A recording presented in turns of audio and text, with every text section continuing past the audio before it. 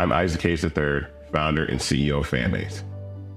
Fanbase is a free-to-download, free-to-use, next-generation social media platform that allows anyone to have followers and subscribers on the same page.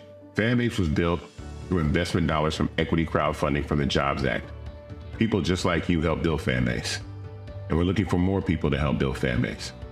We are currently raising $17 million in a Regulation A crowdfund on Start Engine.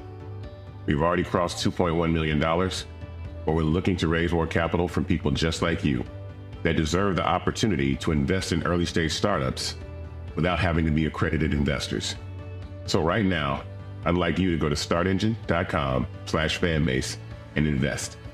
The minimum to invest is $399. That gets you 60 shares of stock in Fanbase right now, today. And then use Fanbase to connect with friends, grow your audience, and be you without limits.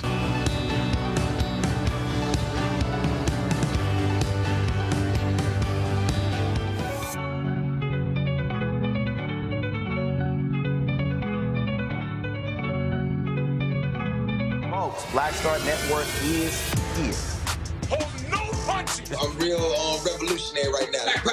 Support this man, Black Media. He makes sure that our stories are told.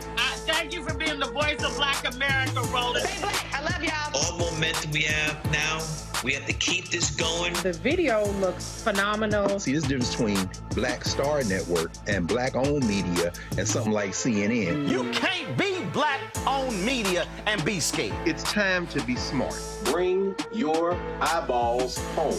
You dig?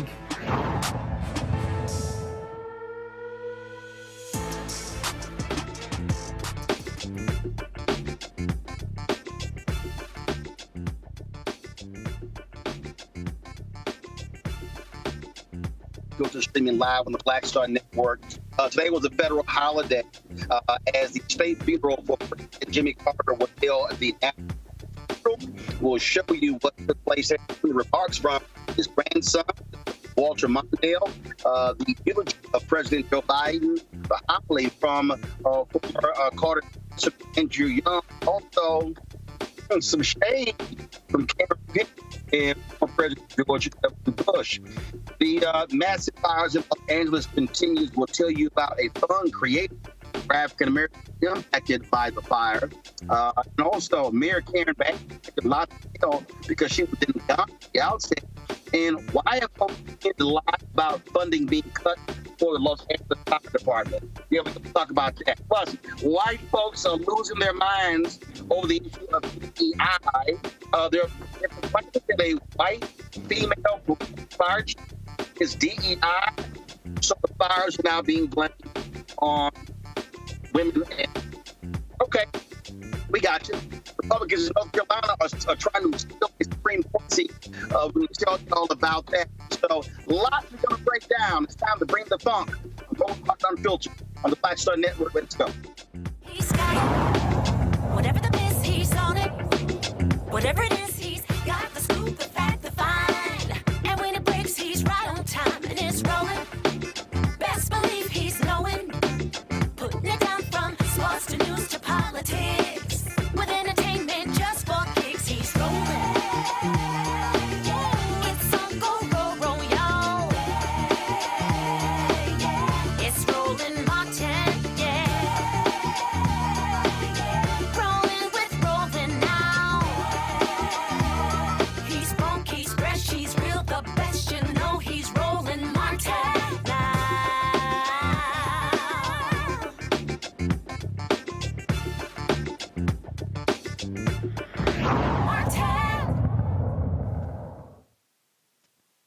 Who's who of Washington, D.C. was at the National Cathedral today to celebrate the life and legacy of former President Jimmy Carter, who passed away at the age of 100. The state funeral was held today. President Joe Biden made today a federal holiday.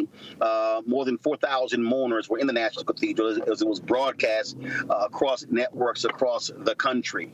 Former presidents were there, including former President Bill Clinton, George W. Bush, as well as President Barack Obama. Also in attendance, of course, President Joe Biden, Vice President Kamala Harris, Second Gentleman Doug was there as well. And so many things were talked about in terms of the legacy of former President Jimmy Carter. Among those folks speaking, including his grandson, the son of Walter Mondale. Vice President Walter Mondale was Carter's vice president. He died several years ago, but he wrote his eulogy and wanted it delivered at Carter's funeral.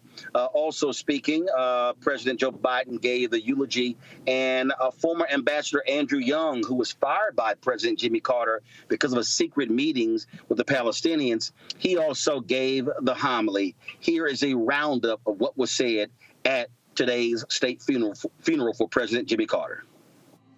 We sing a song that says, "From the moment that I wake up until I lay my head, I will sing of the goodness of God."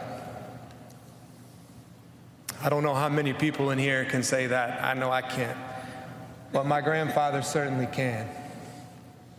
From the moment that he woke up until he laid his head, his life was a testament to the goodness of God. And I thank all of you for being here to celebrate this life. To the presidents and first ladies, it is a great honor to have you here. You know the human side of the American presidency like no others, and we appreciate you. To the vice presidents, other distinguished guests, and friends of all kinds, thank you for being here. To those of you who came from all across the world, thank you for being here to celebrate and pay tribute to my grandfather. I say grandfather, but we called him Papa, as many of you know.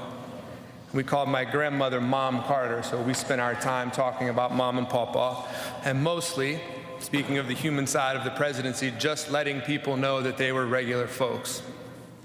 Yes, they spent 4 years in the governor's mansion and 4 years at the White House, but the other 92 years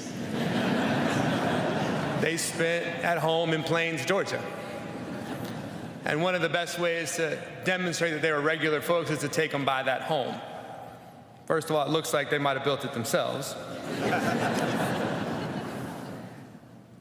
Second of all, my grandfather was likely to show up at the door in some 70s short shorts and Crocs.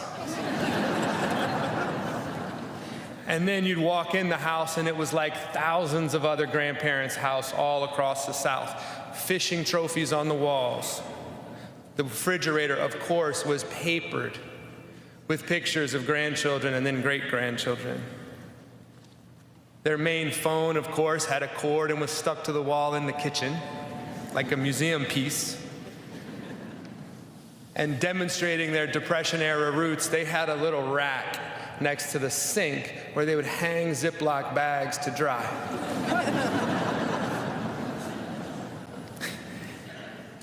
And demonstrating that they changed with the times. Eventually, he did get a cell phone, and one time he called me sort of early on in that process.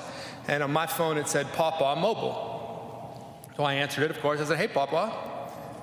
He said, "Who's this?" I said, "This is Jason." He said, "What are you doing?" I said, "I'm not doing anything. You called me." He said, "I didn't call you. I'm taking a picture." It was a nuclear engineer, right? I mean, they were small-town people who never forgot who they were and where they were from, no matter what happened in their lives.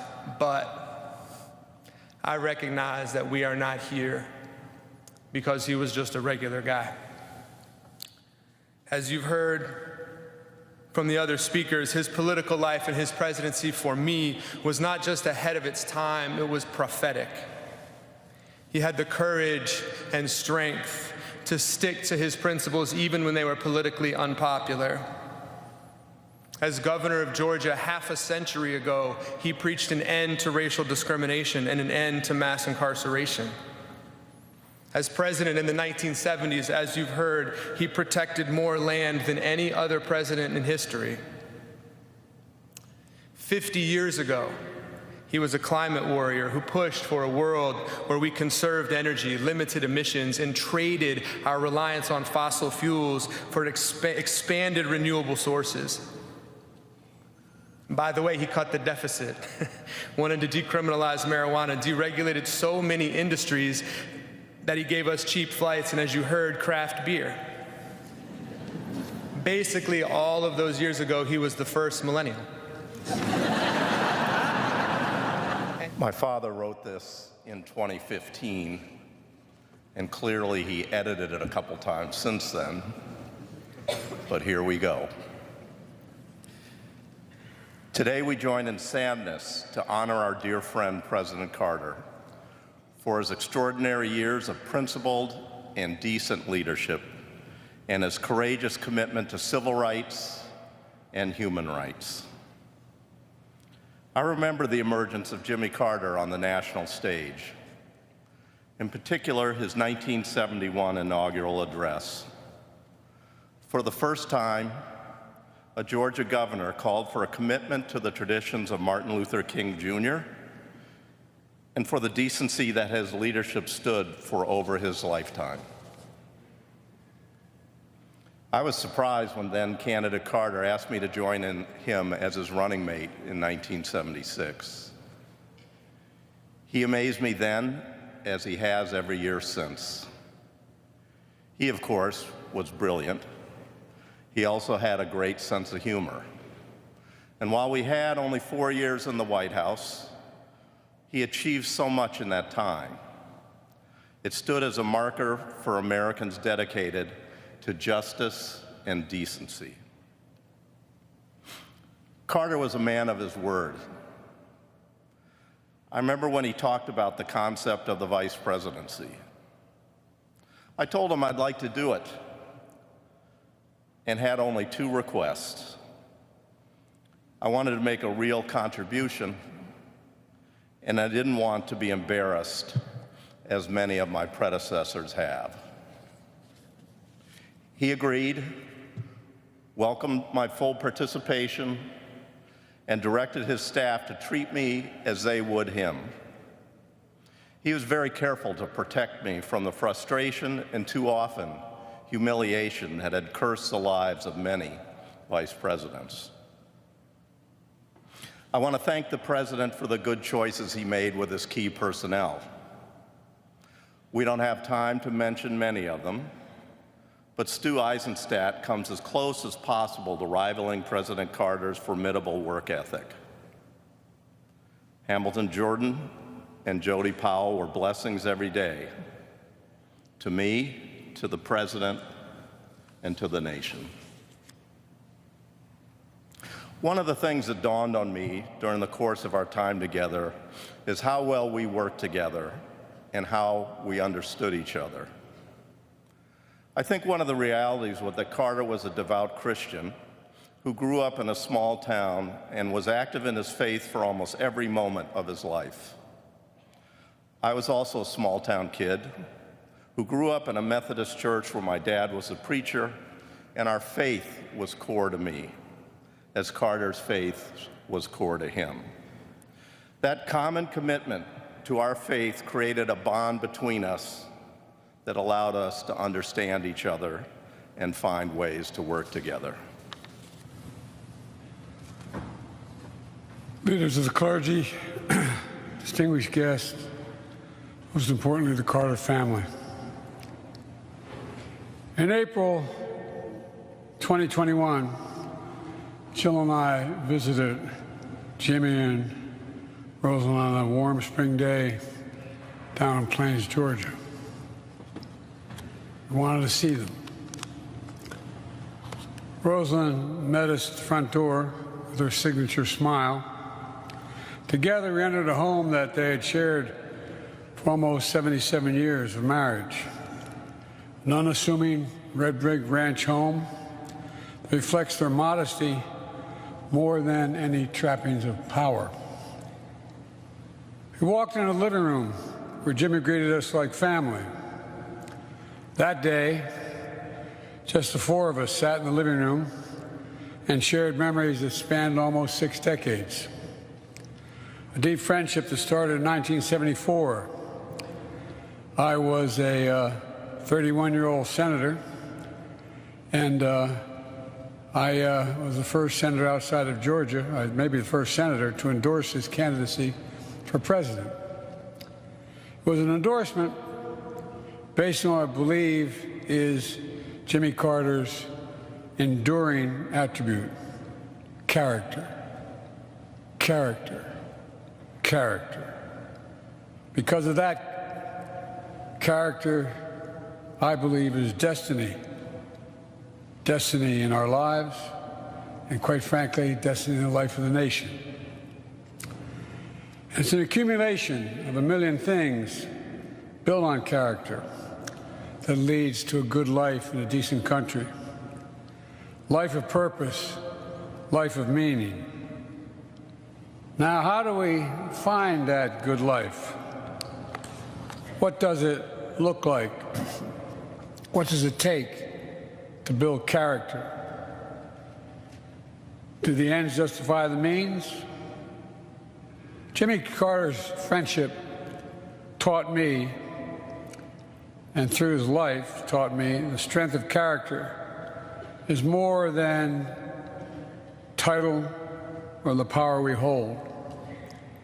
It's the strength to understand that everyone should be treated with dignity, respect, that everyone, and I mean everyone, deserves an even shot.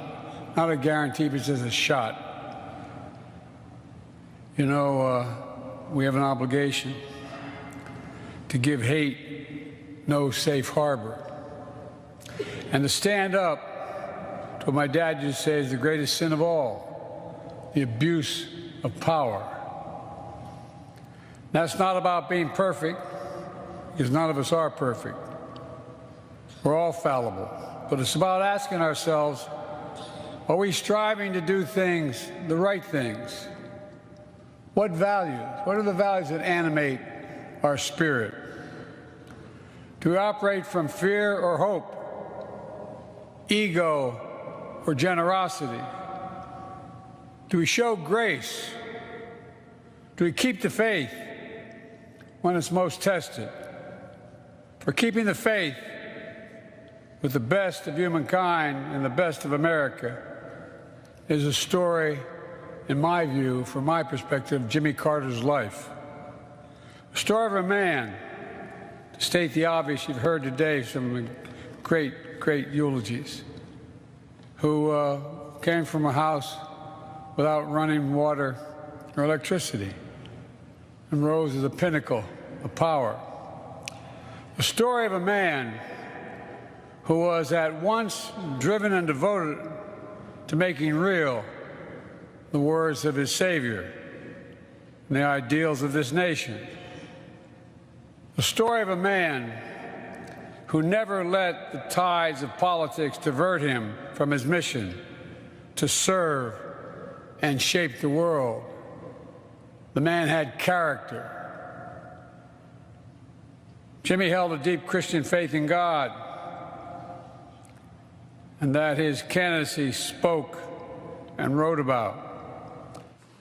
The Apostle Paul, in writing to the Ephesians, the 4th chapter, the 32nd verse, be kind and compassionate to one another, forgiving each other, just as in Christ God forgave you. Jimmy Carter, for me, was something of a miracle. I was born in the Deep South shortly, a few years after him, and it was always a place of miracles. I couldn't see how we could have had the differences in background, the coming from different places on the planet, the experiences of slave and slave owner, the diversity of color and creed and national origin, and still become the great nation that we are in the United States of America. It was something of a miracle.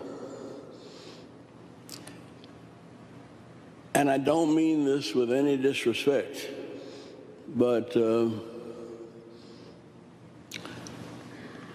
it's still hard for me to understand how you could get to be president from Plains, Georgia.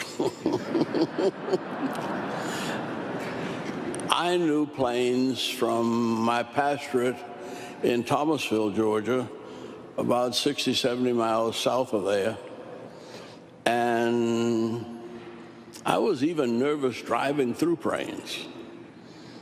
And Plains and Sumter County gave us one of the meanest experiences that we had in the civil rights movement.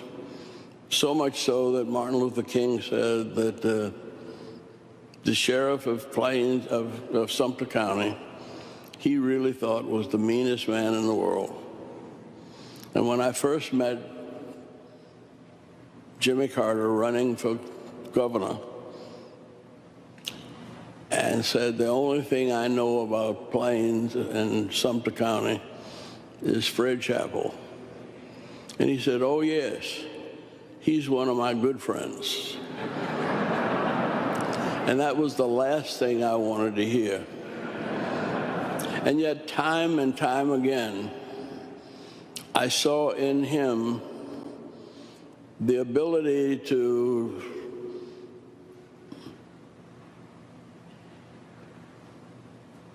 achieve greatness by the diversity of his personality and his upbringing. Dr. King used to say that greatness is characterized by antitheses strongly marked. You've got to have a tough mind and a tender heart. And that was Jimmy Carter.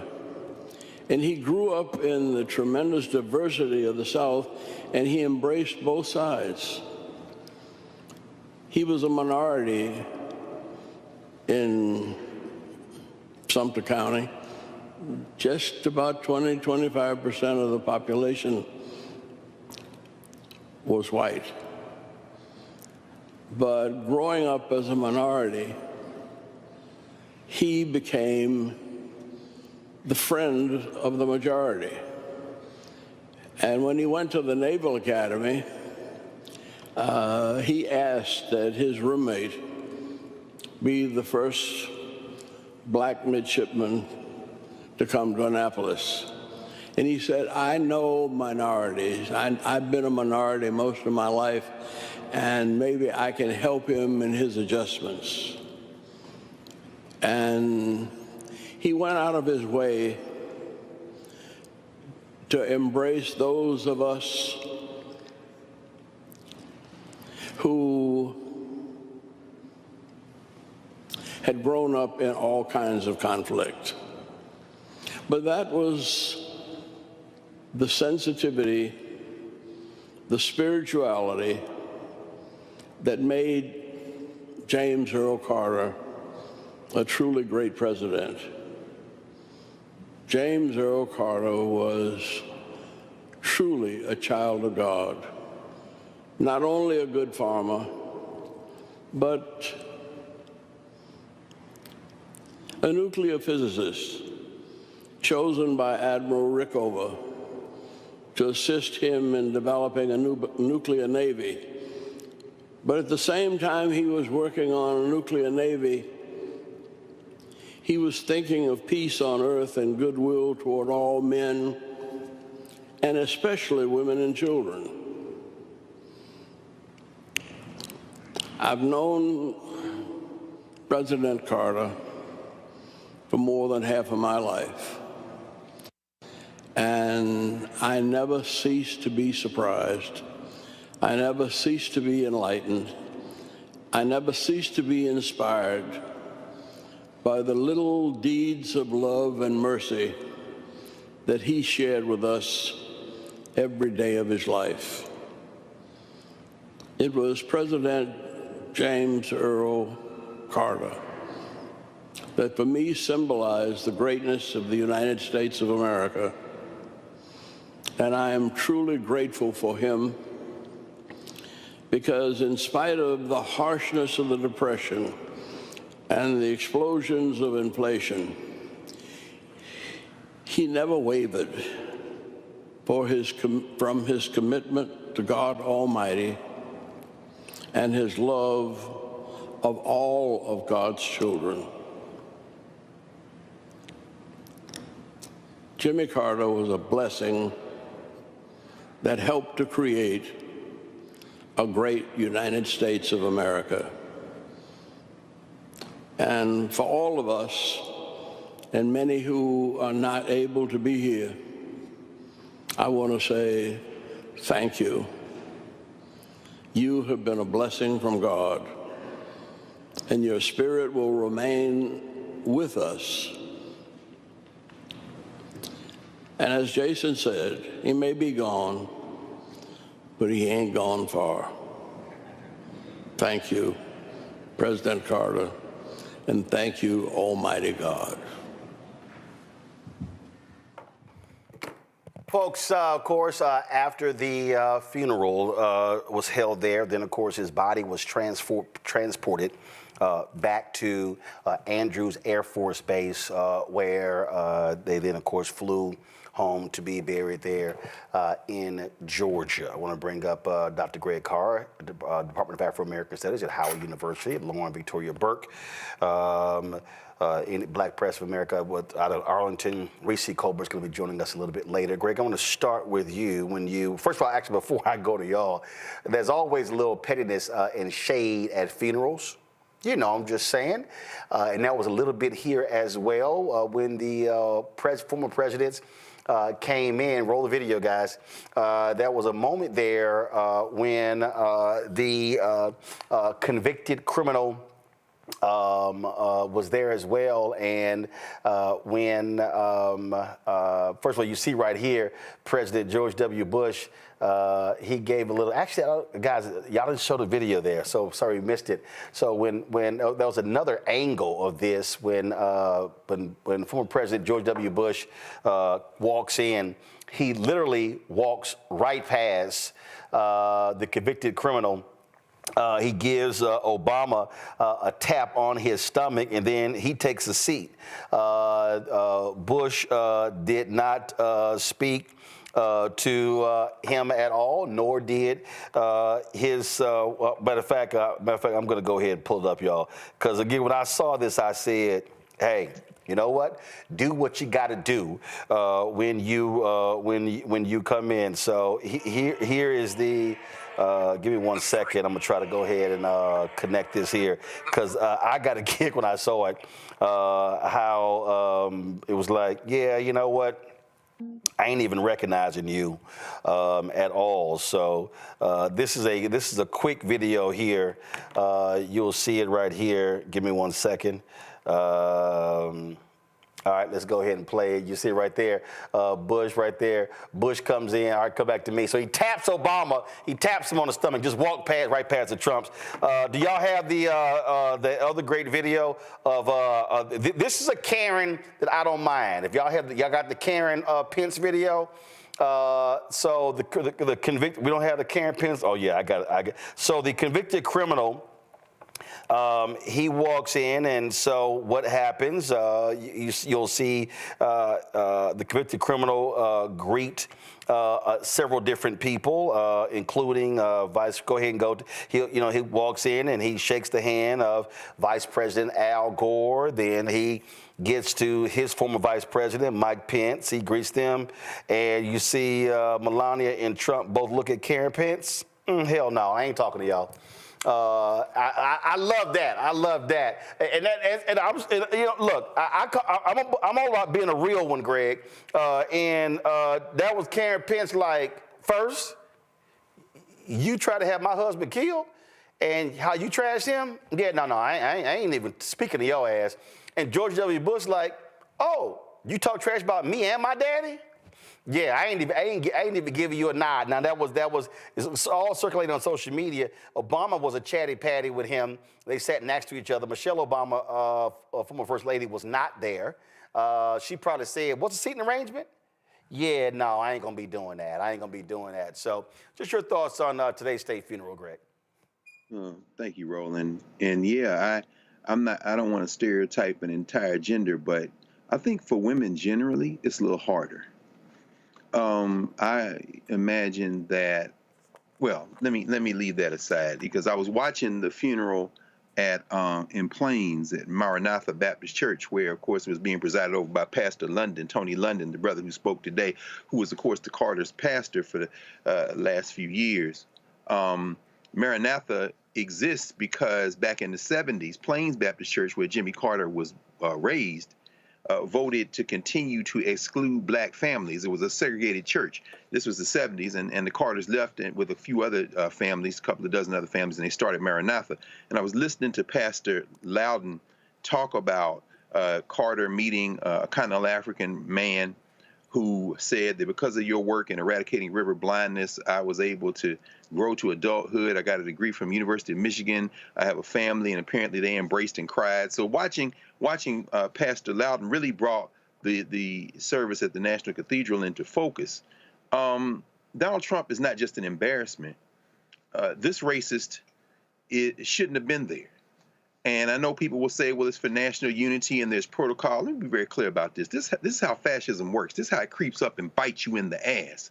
Watching that scene today, watching Kamala Harris, and we all are fluent in Ebonics, which isn't just a verbal language, it's a visual language. Watching her control herself, watching her glance back at Obama, and I think part of what Obama was doing, of course, this is all, speculation, was playing defense. He's containing that cancer as it's sitting there with his adult diaper on potentially. So, Hillary Clinton, Kamala Harris sitting there, two women who were defeated by open racists, a convicted sexual assaulter who was propelled to the presidency because millions of people in this country like that sort of thing.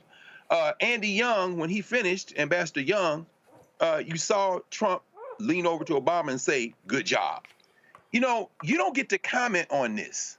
You tried to have that man in the back there killed. I'm not warm to Karen Pence or Mike Pence or any of those people. I am, however, mindful of the fact that this place, and listening to Pastor London this evening, he was like, it's quite poignant that Carter makes the transition just before the new inauguration. And he said, Pastor London said, don't let us lose this country. Don't let us have guardrails of faith and hope. I'm sorry, Pastor. Faith and hope is dead. Donald Trump was sitting there after saying everything in the world about the man sitting next to him, whose wife was like, I'm not sitting next to this bastard.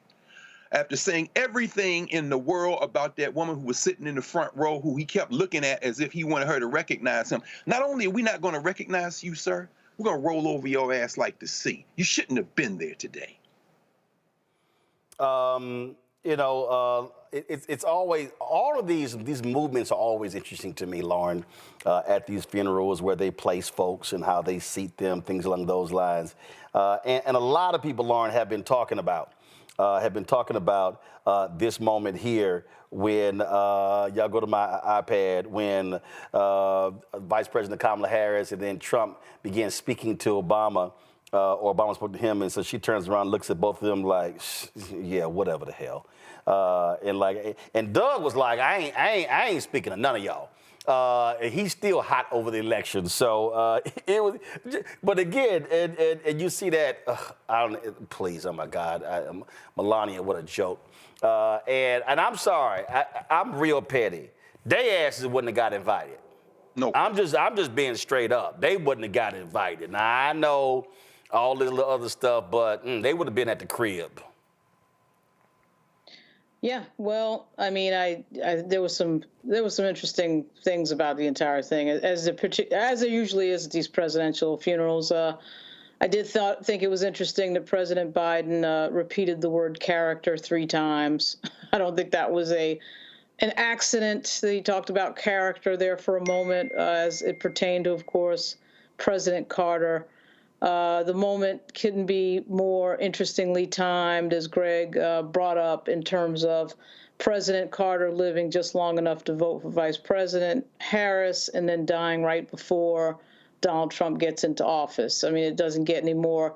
You know, if you wrote a fictional novel about this, you just wouldn't even believe it, because of course President Carter is exactly the juxtaposition of Donald Trump. He's this person from a very humble background, actually a poor background, who actually served in the military, in World War II. And, you know, there's nothing about Donald Trump that is Jimmy Carter. So you have a lot of contrast going on here just by who the people are. But I'm not a big believer in, you know, just call me from the Bronx, but I'm not a big believer in shade and throwing clues and hints. You know, if you want to really throw a high, hard one, then throw a high, hard one. And President Biden could have done that and could still do it in office. You know, I mean, so, you know, saying something cute at the funeral is all very well, but, you know, he has got power right now to do things. And so it's kind of frustrating to watch the levels of how power is wielded.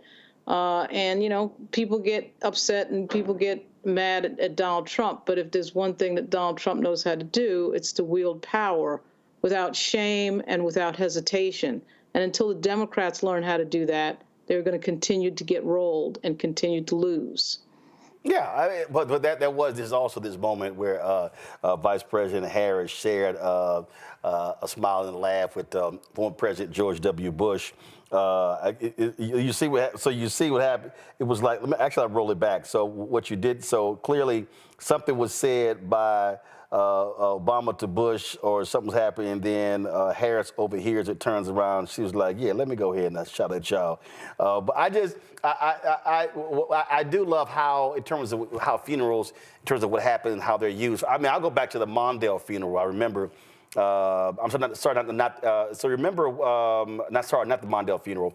The Senator Paul Wellstone funeral. Remember, the Republicans got all upset because the Democrats turned it into somewhat of a rally, if you will. But my whole deal is, when you're celebrating the life of someone like that, it was a call to arms. And I think you do. I had no problem with Biden's eulogy, talking about abuse of power, talking about character. And then the cameras panned directly to where the convicted criminal was actually seated. And so the bottom line is this here, you know, and you heard, and you heard that here's what also gets me. I was watching some of these other networks, and they were like, oh, Andrew, I think CNN, it goes, Andrew Young gave the homily, then turned into a speech. For those of you who've never been to a black church, a homily or a eulogy or sermon, it stays that way. It's not a speech.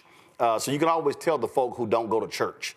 But I appreciated Young reminding people of Carter becoming president in the days after Jim Crow segregation, and talking about what it was like, speaking to that, because, you know, it's real easy in these moments, Greg, for folk to overlook that reality. But Jimmy Carter became governor of Georgia, where he had to get the vote of some racist white people. And he had to deal with that reality when he also ran for president, and the people who he chose in his cabinet, and the things that he actually did. And so people need to remember, Carter becomes president, election in 1976. We're talking about 8 years after the assassination of Reverend Dr. Martin Luther King Jr. So America wasn't quite beyond that racist past. And so that was all. So it was great that he brought that up and he spoke to that reality by not allowing people watching the state funeral and sitting in that room to overlook the reality of that. No, absolutely, Roland. When we sit and again, and I just want to say this, you know, it can't be said enough. This is the very, very, very important role of Black-owned media, but not just in general, but of the Black Star Network, of your work, of this show. CNN, MSNBC, Fox, of course, all of that stuff, once they covered the actual funeral, if anybody watched any of those networks, they should have turned it off after that, because they're not up to the task that we face now. This is very serious times. You know, it's really stunning to think about this. You're absolutely right, Roland. James Earl Carter, born in 1924, he's born only 50 years after the end of Reconstruction. And he makes, I mean, it's stunning when you really stop to think about 100 years from when he ran for president and won was 1876, literally the end of electoral Reconstruction. And Carter is the last civil rights president. In many ways, Bill Clinton and to a large degree, Barack Obama are the bizarro Jimmy Carter. And by that, I mean to say that Carter, for all of his limitations, because there were limitations, we could talk about Nicaragua, we could talk about the Contras, we could talk about, you know, a number of things, but we're not doing that right now. Carter was the only evangelical Christian, true evangelical Christian, not a white Christian nationalist like Sam Alito, who's sitting back there slinking after making phone calls, Trump making phone calls to him, making sure he's not going to be in trouble with the Supreme Court going forward. Carter was a true evangelical, and he was you're absolutely right. His father, segregationist, don't let black people in the house. Down the street from where the Carters lived was one of the eventual bishops of the African Methodist Episcopal Church, who would invite them to the church twice a year when he was in town. And so there is this alloy in Jimmy Carter of the white racist South, the bridge, which is the Christian national, kind of Christian evangelicalism, and growing up in a county. If you read his book, Before Daybreak, he does 5 chapters on 5 different people in Plains. Only 2 of them are white. The rest of them black people, overwhelmingly black, 3/4 black county. Carter is probably the closest this country will get. Certainly the closest in the 20th century, LBJ notwithstanding, to a multiracial democracy that was truly multiracial. It's really over now, because the retreat from Jimmy Carter, and that starts with the Democratic Leadership Conference, that Carter attends that founding meeting even as he's kicking the doors in for non-whites in other ways, including Andrew Young, which he regretted, making Andrew Young walk the plank at the UN, remember, for a meeting with the PLO. But Carter's contradictions, Carter's attempts to rise above those contradictions is really a narrative of the possibilities and the limits of not only the U.S. presidency, but probably the United States of America. Because finally, it is the white lash against that type of embrace of everyone, limitations notwithstanding, that leads to Ronald Reagan, a spokesmodel, empty-headed dog who became president and set the template for, well, along with Richard Nixon and Gerald Ford, who pardoned Nixon, and that basically says all the presidents can do criminally is forgiven, for a Donald Trump, and everything that happens after. It was quite striking, wasn't it, to see Al Gore sitting there.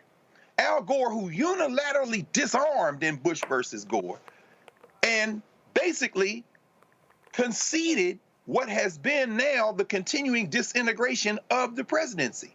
So I guess what I'm trying to say is that Jimmy Carter is probably as close as this country will ever get to the possibilities of a multiracial democracy. But at this point, with Donald Trump talking shit about getting Mexico and Canada and Greenland and rolling old people and deporting everybody, I think this country missed its moment.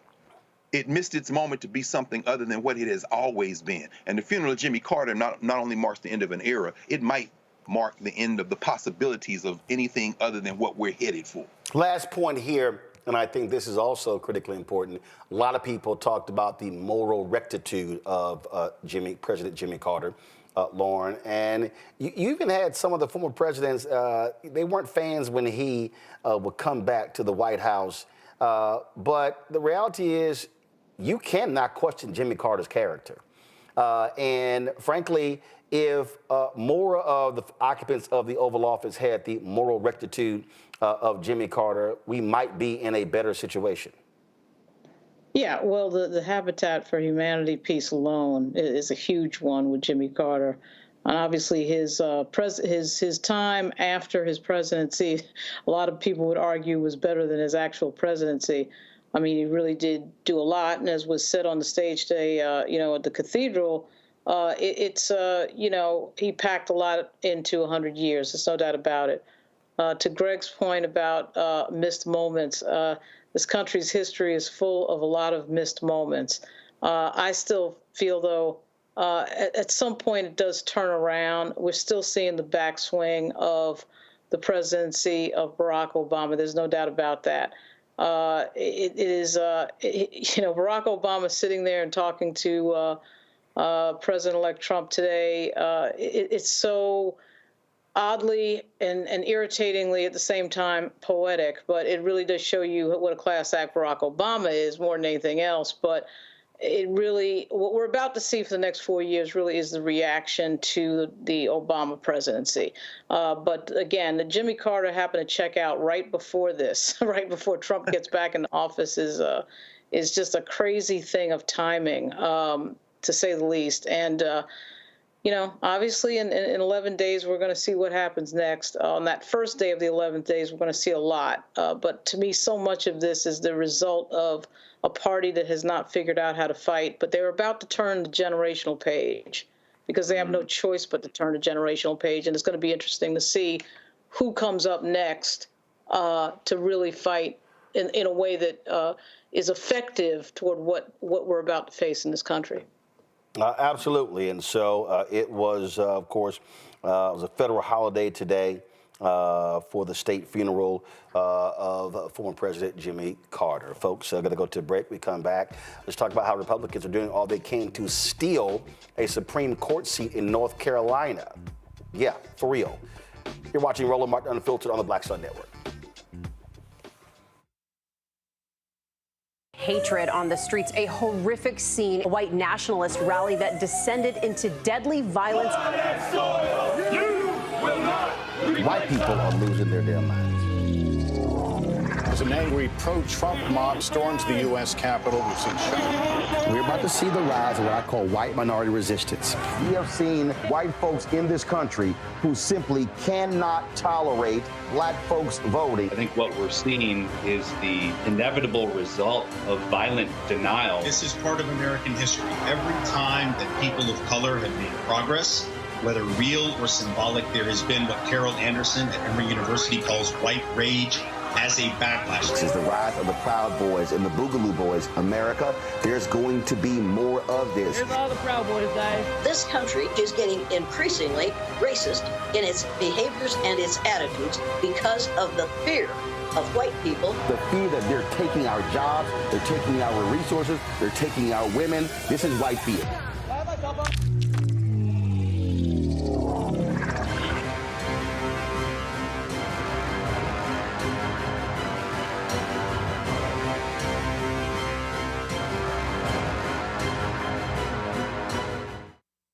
What's up, y'all? Look, Fanbase is more than a platform. It's a movement to empower creators, offering a unique opportunity for everyday people to invest in Black-owned tech, infrastructure, and help shape the future of social media. Investing in technology is essential for creating long-term wealth and influence in the digital age. The Black community must not only consume tech, we must own it. Discover how equity crowdfunding can serve as a powerful tool for funding Black businesses, allowing entrepreneurs to raise capital directly through their community through the Jobs Act.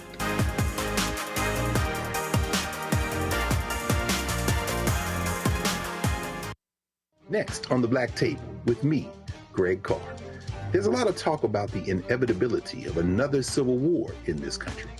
But on our next show, we'll talk to a noted author and scholar who says we're actually in the middle of one right now. In fact, Steve Phillips says the first one that started back in 1861, well, it never ended. People carrying the Confederate flag, wearing sweatshirts saying MAGA Civil War, January 6, 2021, stormed the U.S. Capitol, hunted down the country's elected officials, built a gallows for the Vice President of the United States, and to block the peaceful transfer of power within this country. On the next Black Table, here on the Black Star Network.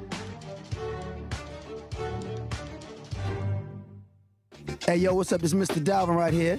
What's up? This is KC. Sitting here representing the Jodeci. That's Jodeci. Right here on Roland Martin Unfiltered.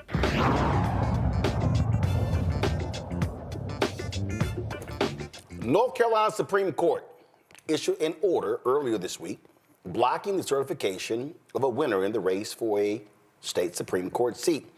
The court's Republican majority granted a temporary stay at the request of Republican Appeals Court Judge Jefferson Griffin, who lost to incumbent Supreme Court Justice Allison Riggs by 734 votes. Griffin, backed by the state Republican Party, is contesting the validity of more than 60,000 ballots, claiming ineligible voters participated in the election.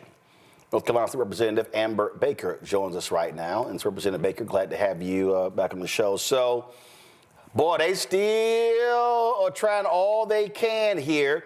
A federal judge, Trump appointed, kicked it back to the Supreme Court, and you're like, what the hell? So this guy is claiming that these votes were invalid based upon a federal law?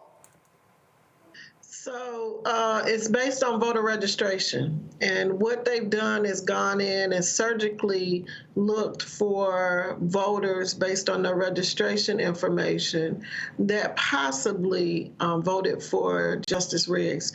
And so their claim is that these voters that they're targeting, that their registration was incomplete. Social Security numbers were not completely indicated on the registration forms, and there's some question about their driver's license. Now that's on their registration, but keep in mind with our newly enacted laws around the necessary need for people to show a valid ID, every one of these voters had to show an ID to get their ballots. But he's not claiming that they illegally voted. He's claiming that their vote should be based on them not properly having their registrations form completed. And I have to say, 2 months after the election, we had over 5 million voters to vote. And so what we're saying is that the will of the people should be honored, and that he has lost at multiple levels in this appeals process. And everyone has said that the votes were fairly cast, and he has lost every single one of his appeals based on this crazy claim. So we know that this was a valid election. We know there's no indication that there was any kind of voter fraud. But what we know is that when they lose, they can't go home and sit their tails down. They want to keep fighting, and they want to take things that don't belong to them. And the people of North Carolina are wanting their voices to be heard. And of course, this is not necessarily a Republican Supreme Court that you can trust. That is correct. So, as I've told your voters many times on here, one of the justices is the son of our Speaker Pro Tem in the Senate. So remember the last name Berger. They are father and son. We also have Justice Newby, who we know won his seat by defeating Sherry Beasley. And so even before we went to what we currently have as a 6-2 split on the Supreme Court, both Newby and Berger has shown that they were willing to do the bidding of the Republican Party, and nothing has changed. And so we are advocately supporting Justice Riggs in this fight. And I want to say again, it was a valid election. And no one is questioning whether or not she won fairly. He is simply saying that the registrations, their votes should be thrown out based on their registration forms. Now, this is what we call what it means to be an absolute sore loser. He's had the state election board, others have just dismissed his complaints, but he wants to take it all the way to the top. And I wouldn't be surprised, based upon the North Carolina State Supreme Court ruling, if they rule against him, this fool won't go to the U.S. Supreme Court. So there, it wasn't just the Board of Elections. What your viewers need to also know is that there were 2 lower court decisions that also upheld the original decision of the voters of North Carolina. And so he has continued this process. And, you know, he's well funded. It's not his money. The Republican Party is backing him. And so for those who may wonder, why is this so important? Well, if we are not able to seat Justice Allison Riggs, which she is currently serving, so this would be, she's serving out of an appointment term, and now she has been duly elected to this seat, it will shift our count on our Supreme Court from 6 to 2 to now 7 to 1. So it's leaving Justice Earls, who would be the longstanding Democrat on the Supreme Court, and she will be running for re-election in this upcoming election. So it's important for us to continue to support our voters, again, who came out and voted. And the original win number was a little over 200. But because of canvassing, because of the appeals, because of the multiple hand recounts, that original win number of 200 is now well over 700. So he knows that they have canvassed everything, they have recounted everything, and he lost. And so what do we do when we lose? We should be gracious. We should concede. We should congratulate the duly winner. But we know that the Republicans have shown time and time again that's not what they do. They only do that when they win, no matter how they win. But whenever they lose, then they want to fight and cry like babies, and they want to, you know, use whatever tools they can to get their way. And so, once again, I'm here telling your voters, your viewers, North Carolina is a mess. Indeed it is. Questions from our panelists. Lauren, you first. Yeah, so what is the status of the situation right now? The Supreme Court in North Carolina blocked the last ruling, and what happens next? So they will hear his case. Allison Riggs has recused herself, which she didn't have to. They never do when there's a conflict of interest, but she has recused herself because she's being ethical in the sense that she does not want to rule on a case in which she is a part of the case. And so there is a date coming up very soon in which they will hear the case and make the decision on the case. If they don't rule in his favor, I am sure, as Roland has just said, then they'll take it to the Supreme Court, who in the past has kicked it back to the states. So with the maps, they didn't rule on our maps. If you guys remember, they kicked it back to the states to make the decision, which is how we ended up with these really horrible gerrymandered maps after the Supreme Court had just voted to have those maps redrawn just 2 months earlier. So there is precedent that the Supreme Court have in the past kicked state issues regarding the state back to the state Supreme Court to make a decision. So it'll be interesting to see what happens when our state Supreme Court votes on next week or the week after next, and if in fact they will roll the dice and take a chance with a Supreme Court that has already ruled against them in terms of our gerrymandered maps. Greg. Thank you, Roland, and good to see you, Dr. Baker. Baker, I was reading Mother Jones' article, Melissa Crome, who works down there in North Carolina, whose daughter is on the list, apparently, of challenged voters, said that this amounts to a nonviolent version of January the 6th, 2021, and I would agree with that. You brought up gerrymandering. I guess I have a couple of questions. One, holding on to this seat, how might that lay the foundation for the election cycle after 2028 and redistricting going forward? And the second question pertaining to what you and Lauren just talked about, should she lose, should she appeal, do you think, to the Supreme Court, particularly given the fact that it is a federal law, at least in part, that is in play here, which probably be the reason they might try to take it in the first place? Well, let me say this. So the fighter in me said that our Democratic secretary should have went ahead.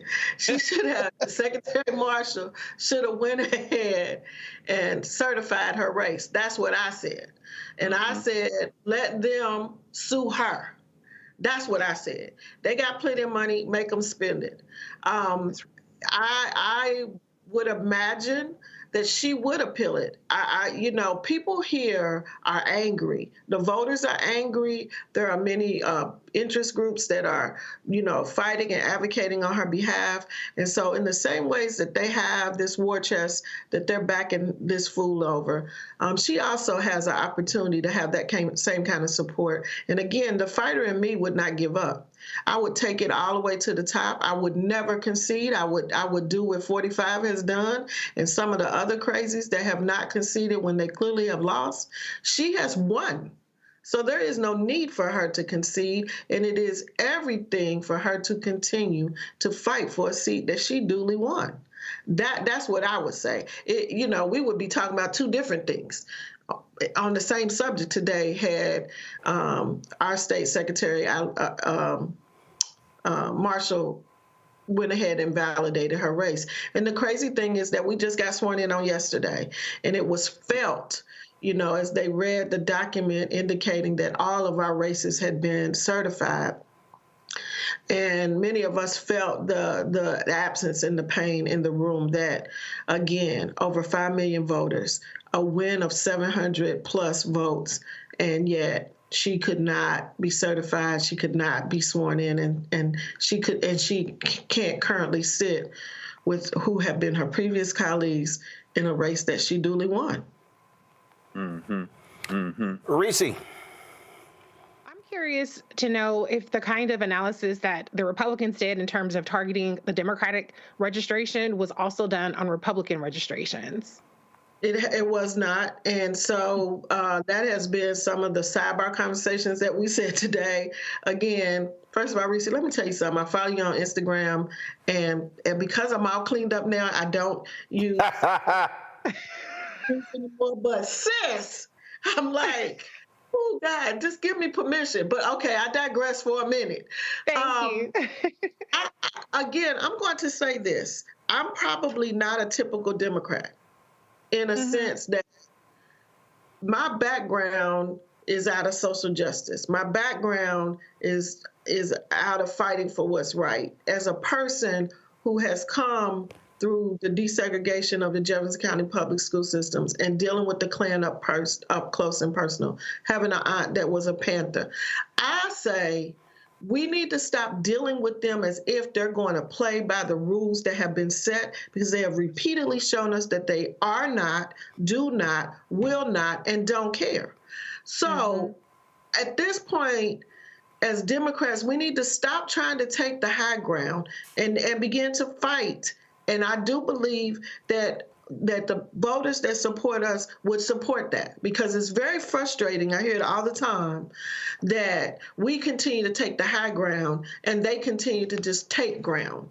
And so I would hope, I'm not a part of her strategy team, but I would hope that there would be some talk about doing exactly what they've done, you know, being strategic and going in and looking at Republican voters while also building a strategy for taking this to the Supreme Court. All right, then. Well, look, we're going to be watching what happens in North Carolina. And, you know, when Greg talked about redistricting beyond 28, no, the focus for Dems really should be first, winning this seat, keeping this seat with Allison Riggs, winning Anita Earl's seat next year in 2026. And there are 3 Republican seats that are up in 2028. And the goal in North Carolina for the state Democratic Party, for the National Democratic Party, for progressives, for independents, and definitely for black folks, is to completely take down Republicans in that state, because now they've broken their supermajority in the legislature. The reality is, here's the other piece, which is critically important. If Democrats take back control of the Supreme Court, they can actually rule against partisan in gerrymandering. When they had the majority before they did so, North Carolina had a 10-3 Republican majority because of political gerrymandering. When the Democrats took control of the Supreme Court, it was 7-7. The reason Republicans control the House right now is because of those 4 seats in North Carolina. And so that's how important this is. And to Greg's point, redistricting is going to be important in 2030 because, and I said this yesterday when I talked to Martin O'Malley, and Democrats have to be thinking long term, and black people had better be thinking long term. Because of population shifts, North California, New York State, Wisconsin, potentially Michigan, maybe New York State, are going to lose congressional seats. That's electoral colleges. It's estimated that blue states will lose 12 electoral college votes that will go to red states, which means that if Democrats want to win the presidency, they have to win Arizona and Nevada every 4 years, or they have to turn North Carolina into a blue state because of their 16 electoral college votes. And so there's a whole lot riding on this. And so you defend and protect Riggs. You defend and protect Anita Earls next year, a black woman. And then, of course, you go all out and you lock and load to try to beat those 3 Republicans in 2028. If that happens, Democrats have a majority on the state Supreme Court, and you can see more favorable voting rights rulings than we've seen in the past. And so that's what we certainly want to see happen there in North Carolina. And we, Roland, we were very aggressive this year, and I think we continue along the path of what we started with this election. And indeed, we have already started campaigning for 2026, and we're going to continue to build out our strategies in our black communities. And I have to say, I can't give you an exact count because, again, we just got sworn in yesterday. But here's a little Tahiti. When I walked in the caucus, I looked around and I said, where are the white people? We are now almost 51% of the House Democratic Party. And many of those seats were won down east, where we were very aggressive about campaigning and making sure that the people down east have votes. And so the next time I'll actually give you guys the count. We have between 12 and 15 black males that are now serving with us. And so with that, we as a caucus are going to have to be aggressive about making sure that we're pushing our agenda. And so my hope is that in my 3rd term, I'll get an opportunity to actually help shape and move some of those conversations forward. Be sure to let your majority leader know. We've been trying to get him on the show, so we'd love to have him come on to talk about that agenda and that strategy in North Carolina. So, Representative Baker, we appreciate it. Thanks a lot. Will do. Thank you, sir. Folks, lots of devastation in California regarding the just fires there. So many people have lost their homes. We have seen the death toll there climb to now 5. Thousands of homes have been gutted in multiple parts of Los Angeles. More than 130,000 residents in different neighborhoods in the city have been ordered to evacuate as the fires continue to spread rapidly. High winds are fueling the fires, which started on Tuesday. According to the California Department of Forestry and Fire Protection, investigators are still trying to find out how the worst firestorm in recent memory started. California generally experiences wildfires during June and July.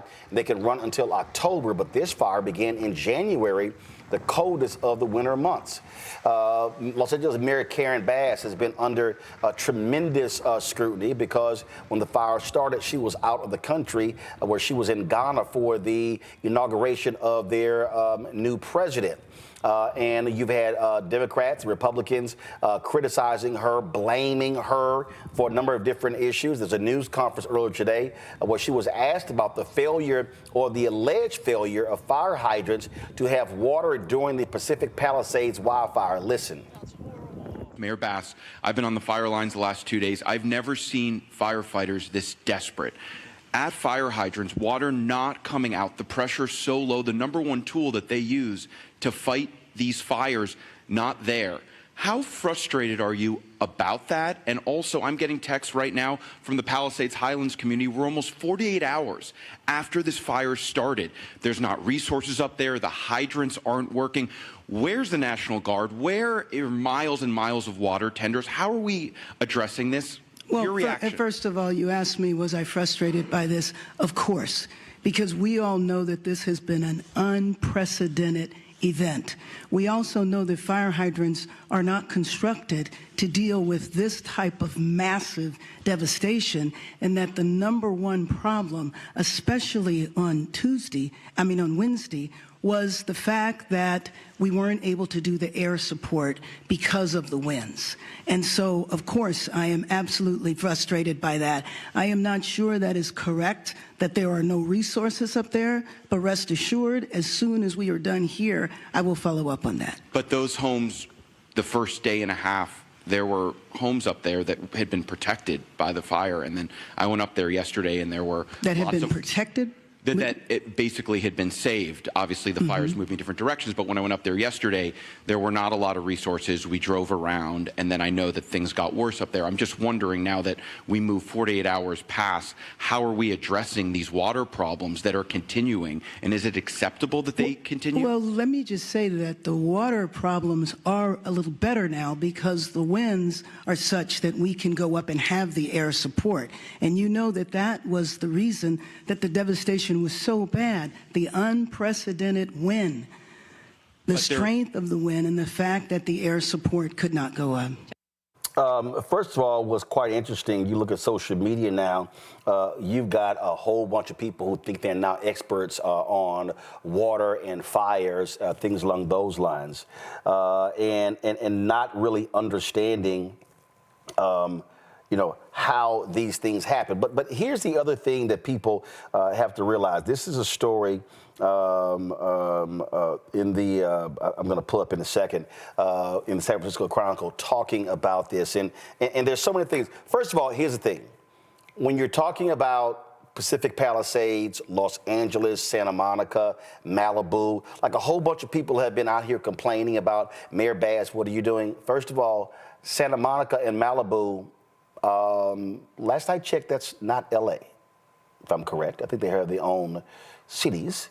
The second thing that you've seen is you've seen lots of lies going around. There are all these reports that first came out saying that, Mayor Karen Bass and the Los Angeles City Council cut the fire department budget by $17 million.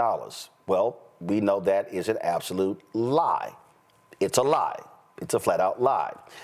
Reese, you dropped a video earlier today breaking that down. And again, this is what happens. You even had the MAGA publisher of the Los Angeles Times push this crap out as well. That billionaire was too stupid to even ask his own reporters what the truth is. And so he goes on social media advancing the lie. Well, the lie is the point, because one thing we know is that Republicans are never going to let a crisis go to waste. And so when people are, fleeing for their lives, they're trying to take whatever valuables they can find. Republicans are using it as a way to attack DEI and to attack the Black woman mayor of Los Angeles. But to your point about the $17 million, what it did is it takes a kernel of truth, strips it of context, and then it preys on people's misunderstanding of a complex budgeting process. As I said on my video online yesterday, here's the thing. A budget is not a blood oath. There is nothing that precludes the Los Angeles Fire Department or any other department from going over their budget. It is simply a measuring stick. It is simply a method for the city to plan which money is going to go where. But budgeting is not the same as funding, and it is not the same as expenditures. And so what I pointed out in my video yesterday is that for the fiscal year 23-24, they actually exceeded their budget by over $90 million. So the fact that they have a budget doesn't necessarily mean all that much. But what I didn't know at the time of my video, which I've since dug into because Politico reported that there was an extra $50 million that was allocated to the fire department, I did some digging and I actually looked at the financial reports. There's a financial status report from the city attorney's office. I think that's the right name, city administrator officer. I'm sorry. And I dug into the numbers to find out exactly what this $50 million was about and to ensure that I had my facts right. And here's the thing. Was there a budget increase as a result of changes that came about? No. But what it does reflect is that there was additional expenditures that were given or that are allocated to the fire department.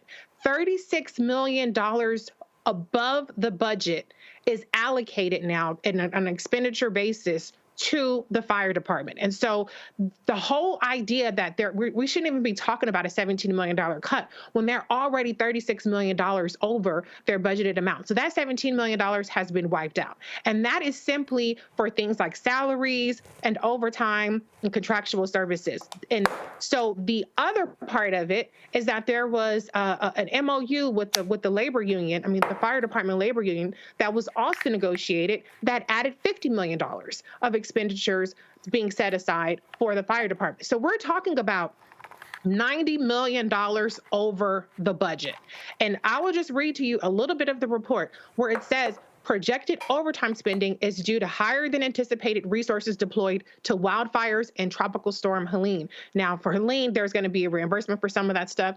But the whole point is that when shit happens, you get more money. So nobody has been able to provide any kind of evidence about a specific deficiency that was preventing the fire department from doing anything in this particular case. And by the way, this report came out in December. So the overrun to the budget had already happened, had already been accounted for to the tune of $90 million. And that's just after 4 months. So anybody who is spreading lies and spreading misinformation is really just helping the right-wing media attack the leadership and the competency of Black women mayors, Black women leaders, but more importantly, they are shitting on the valiant efforts of the first responders and trying to insinuate that there's a deficiency in their response, when the reality is no kind of manpower and no kind of machinery can beat hurricane force winds and historic drought conditions. This is a story that Bloomberg posted. And for instance, that reporter asking the question there, I was up there 2 days and how people are frustrated. This is their headline: LA fire hydrants running dry poses new danger in combating blazes. As firefighters battle infernos that have caused billions in damages, a shortage of water is making the job harder. Okay, so what happens when you have this sort of story? What do? It's important for you to talk to experts, people who deal with this. And this is the reality here Lauren. Story says hydrants are part of municipal water systems, and many of those in California are gravity fed. According to John Fisher, a retired battalion chief of San Diego Fire Rescue who spent 34 years battling blazes. That means water is pumped uphill to a tank or reservoir, then fed down to homes and hydrants. The setup provides enough water pressure to meet daily needs like showers and watering gardens or fighting individual structure fires. But the fires that have scorched Southern California are different, burning through open space and urban areas. At least 2,000 structures have been destroyed or damaged, and the toll will likely rise as new blazes ignite. Based on AccuWeather's estimates and statistics compiled by the National Oceanic and Atmospheric Administration, these are the costliest fires to strike California in the last 45 years. Firefighters are used to working within the constraints of a water system, Fisher said, quote, but the magnitude of fires like these makes it so that there's just more than fire than there are firefighters, or there's more fire than water. Each one of those fire engines can pump 1,500 gallons a minute. They're not all pumping that much, but think, a 1 million-gallon tank and 100 fire engines, you're going to run out of that tank pretty quickly. Now, the point that Mayor Karen Bass made at the news conference, and this is not defending Mayor Karen Bass, this is not defending California Governor Gavin Newsom, not defending the fire chief, but it's basic fact.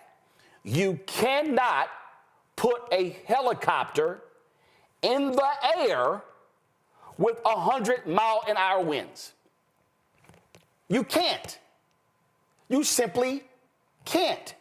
In fact, the National Weather Service, they have special planes that fly into the eye of hurricanes. You can't just send a regular plane or even a fighter jet or whatever. And so the way to combat these fires is you need to be able to be dropping massive amounts of water from the air.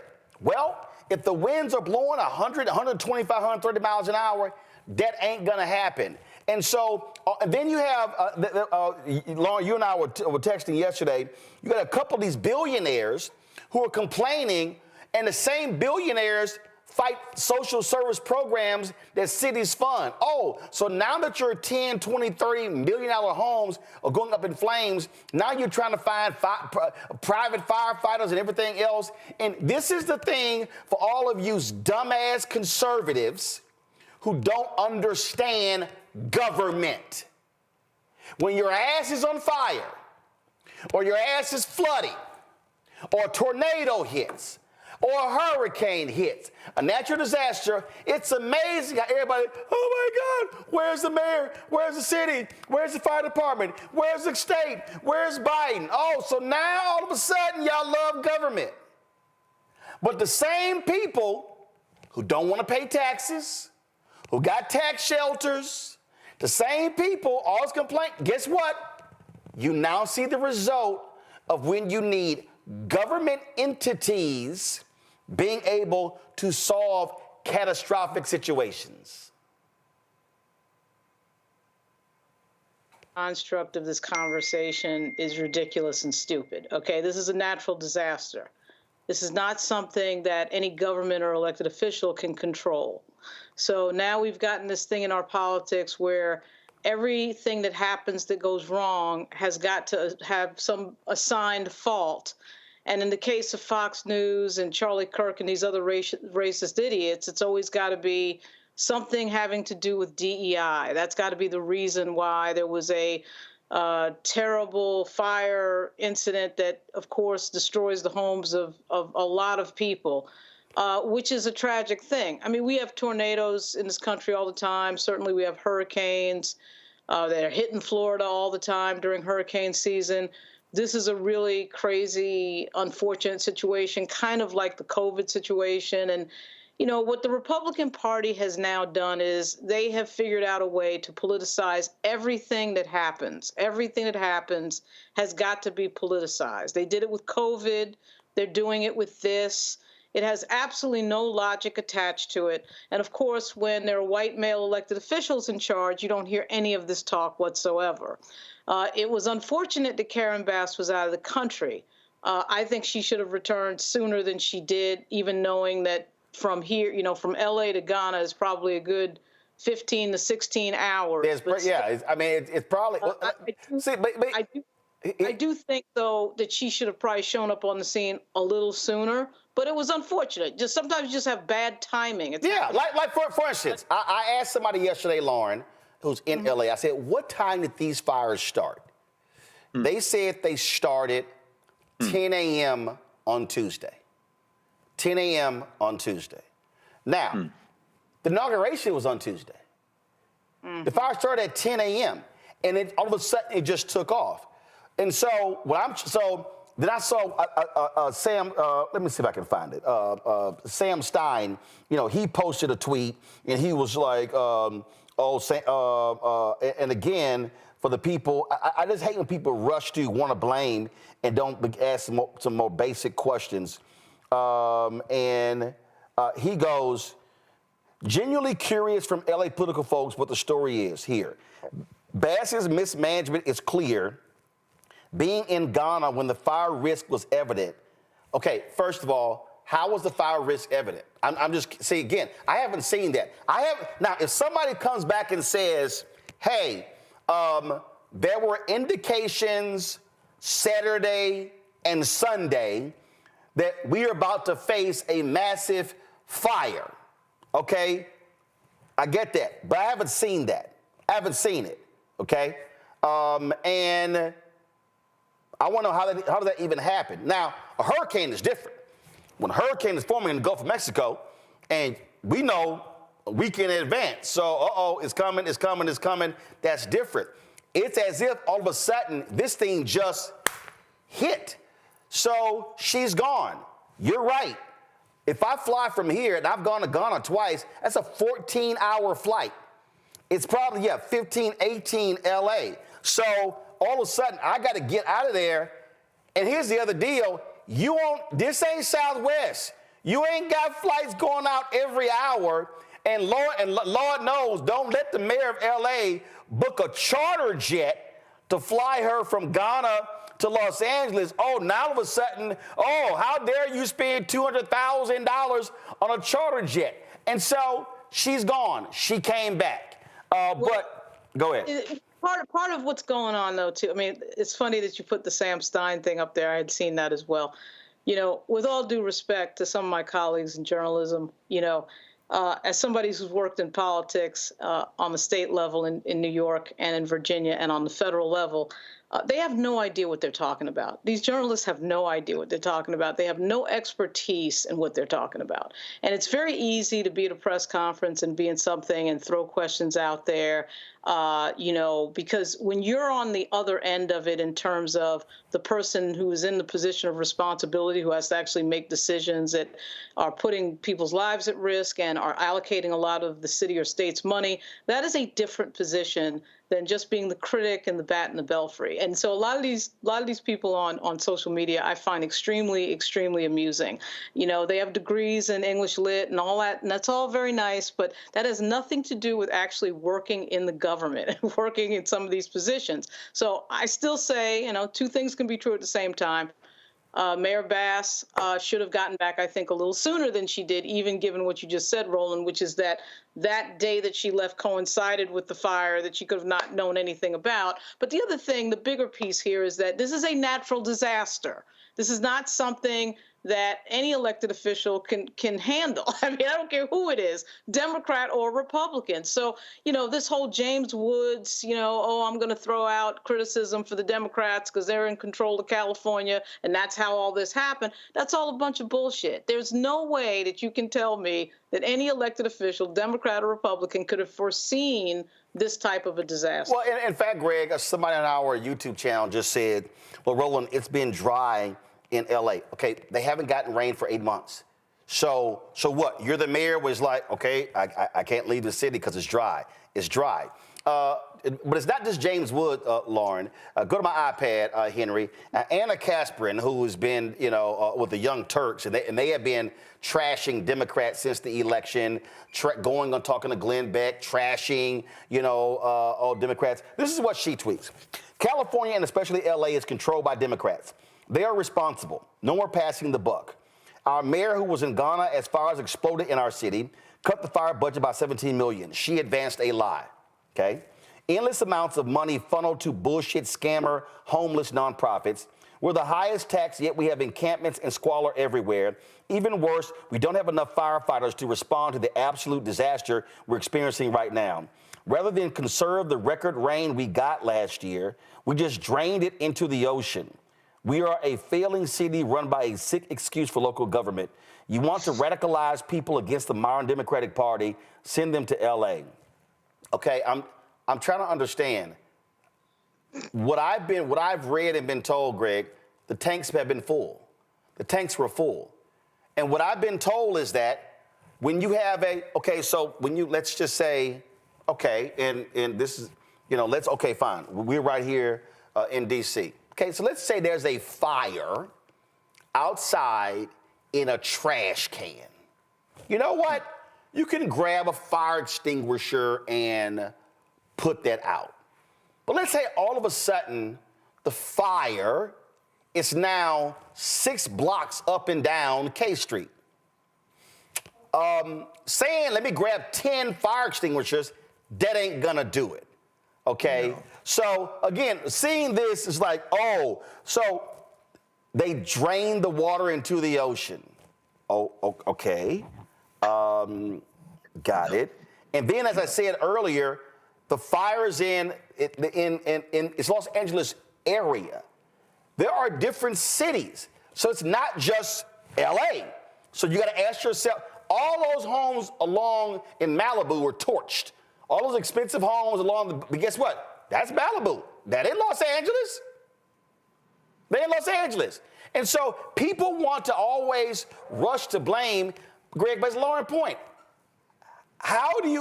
There's a thing called preparation, but a natural disaster and not a man-made disaster, those are two different things. They are. And at the same time, the convergence of that part of nature that is human with the rest of nature has become so, the convergence is so rapid at this point that any climate change deniers out here, you need to shut up.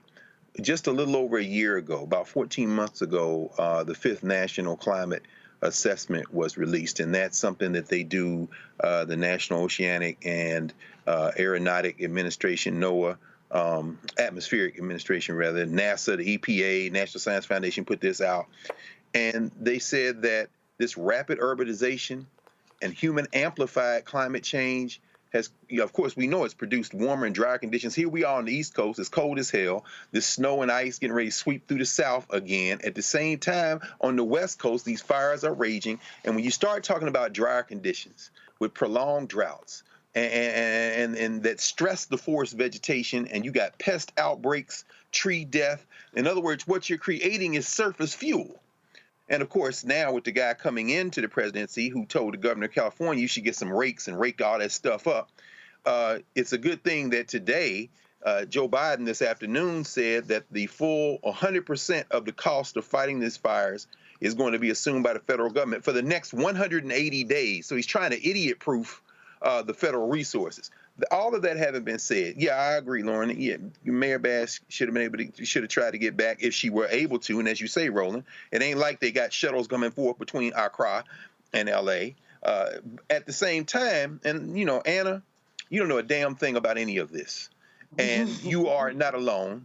And you're smarmy marmy. We got all these homeless people. That's how the heir to the damn Levi Strauss fortune can be the mayor of San Francisco, saying he's going to go back. The next billionaire that runs against Karen Bass is going to hang this around her neck like a lei. This is the thing about the Republicans. They love big government when they're in charge. They hate it when they're not in charge. And here's the question I would ask Anna and everybody else, that smarmy reporter. What about the hydrants? What about the hydrants? Putting his brain on display as he opened his little mouth. What should we do, since you're a damn expert? This is the problem at the root of it. And I saw Bernie Sanders said something about global warming today, and they're dragging him for filth. Well, guess what? This is going to get worse. Everybody in here right now, all 4 of us know people in LA. We've been checking on our people. They're terrified. Okay, yeah, let's embrace all of your criticisms. Now what? People's houses are burning down. You don't give a damn. You're scoring political points. You're doing whatever you can to be seen. You're trying to build your followers on social media, blah, blah, blah. At the end of the day, if you want to address this short term, the feds have said they're going to pay for everything, get as much resources as you can in the West Coast, and whether the mayor's there or not is really kind of irrelevant in that. And number 2, which is really number 1 in the long term, we got to address global warming in the world because this is going to get worse. Yeah. Can I add something, Roland? Yeah, real quick. Go. Well, let me just say, first of all, if Anna moved the needle, then Bernie Sanders will be president right now, and not having her to be a damn grifter for the Republican right wing. But I will say, I wish that Democrats understood politics a little bit better. I think that Democrats understand management. I think that they understand governance, but they don't really understand politics. And so I need for Democrats to learn how to reject the premise of a question, reject the premise of these loaded questions that are not fact-based, that are not based in any kind of real solutions or expertise, and correct the record instead of pivoting or instead of falling on their sword and taking responsibility and say, well, you know, our focus is da-da-da-da-da. They would be so much better served if they actually tackled things that are bullshit being thrown their way first, and then got around to the platitudes and the, oh, you know, we're gonna rah kumbaya mess. So I do think that, you know, Mayor Bass is indisputably not at fault in terms of the fact that we had hurricane force winds and we had drought conditions that created this catastrophe. But this will probably be a big problem for her going forward because she just dropped the ball on very predictable questions, and she's trying to get her footing now, but it might be a little bit too late. And so I think that going forward, Democrats need to learn how to nip this shit in the butt, how to tackle these things head face on, instead of trying to be above the fray and trying to divert to what is so-called more important. Meanwhile, you're getting your ass handed to you by people spreading lies about you. Absolutely. We're gonna.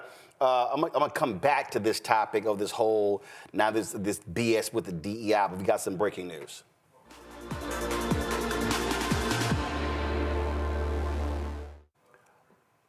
By a 5-4 vote, the U.S. Supreme Court will not stop the sentencing of convicted criminal Donald Trump to take place tomorrow in New York State. This is the headline for Politico. Supreme Court won't block Donald Trump's hush money sentencing. He wanted them to stop. It's taking place on tomorrow. It was a 5-4 vote. Of course, as you can expect, Clarence Thomas, Sam Alito, Neil Gorsuch, and Brett Kavanaugh, they all dissented from the ruling. Chief Justice John Roberts and Justice Amy Coney Barrett joined the court's 3 Democratic appointees to turn down Trump's last-ditch attempt to avert the sentencing. It goes to show you what kind of these hardcore conservatives that you have here. These people want to somehow extend the issue of presidential immunity or to somebody who ain't even president. That's just how dumb this is, this Supreme Court. But again, it is a 5-4 decision that you have here. And look, the reality, Reese, you have, first of all, I'm going to go to the lawyer on our panel, Greg, first, sorry. Look, you got these right-wingers, Coney Barrett and Roberts, but at least every now and then, Greg, they have some common sense as opposed to these hardcore right-wingers, especially Thomas and Alito. No, absolutely. You know, and I'll keep this very brief because obviously none of us have read the opinion yet, and I'm sure we all will after this. Coney Barrett is the wild card in this. Isn't it ironic? And isn't it crazy that we live in a world where Amy Coney Barrett is becoming, I won't put John Roberts there because Roberts is an institutionalist, and Roberts realizes that he has destroyed his legacy. And that happened, of course, with Citizens United in 2010. Coney Barrett, can you imagine a right-winger like Amy Coney Barrett may end up over the arc of the next few years being the center of the damn Supreme Court? And clearly what happened here is, those other 4 are wholly owned subsidiaries. If anybody thinks that damn call that Trump made to Sam Alito the other day was about a damn intern, a clerk for him, and a job, then you're not paying attention. Those guys are in the tank, okay? Beer Kavanaugh, Harlan Crow's boy toy, Clarence Thomas, and the Christian soldier, Sam Alito, who was on a straight crusade. And Gorsuch, you would think, had a little bit more sense on some issues, but he's in the tank too, because he's got that stolen seat, remember? Although I don't know if Merrick Garland had got there, he'd be any better, because we've seen his great performance in the federal government. But Coney Barrett may not be finished surprising some folk. Anybody paying attention probably shouldn't be surprised by this, but this may be the new 5-4 in terms of any swing votes. Your thoughts on this, Lauren? Well, I mean, this is the same Supreme Court that declared this person immune. It does strike me that Judge Marchand, there's something about him that kind of gives me the feeling that he's going to execute a real sentence. But I don't know. I mean, if the president has already been ruled to be, shielded and can sort of do whatever he wants, including, hush money to the tune of $130,000, I'm not sure why we're having this conversation. I think of all the cases against Donald Trump, I actually thought the Fani Willis one was the strongest, and this was actually, I thought, one of the weaker ones, this hush money question, I do think that when the conservatives whine about lawfare, as they call it, this is the case they're talking about. So it's sort of ironic that the case that he will be judged on, in my view, is the least important one. I think the Fani Willis one, with obviously Donald Trump on tape saying things, all sorts of evidence and all sorts of testimony. confirming his guilt, I thought was a good case, the Georgia case. But at any rate, we'll see what happens at 10 o'clock tomorrow. I do think Donald Trump has a knack for never being punished and always getting out of trouble. So I don't think anything's going to happen tomorrow. I do think Judge Marchand will probably just be consistent with other defendants, and he just seems to give me a vibe of, I'm going to do my duty here. And if it's consistent with other defendants, then it shouldn't be much time at all. But we'll see. Listen, even if Reese, even if he suspended sentence, no jail time or whatever, the fact is this here: it is etched in stone above the Supreme Court, equal justice under law. That's what it's supposed to be. And all of this bullshit. Let me be clear: it is not in the United States Constitution. All of this is based upon a memo in the Department of Justice that says a president cannot be prosecuted.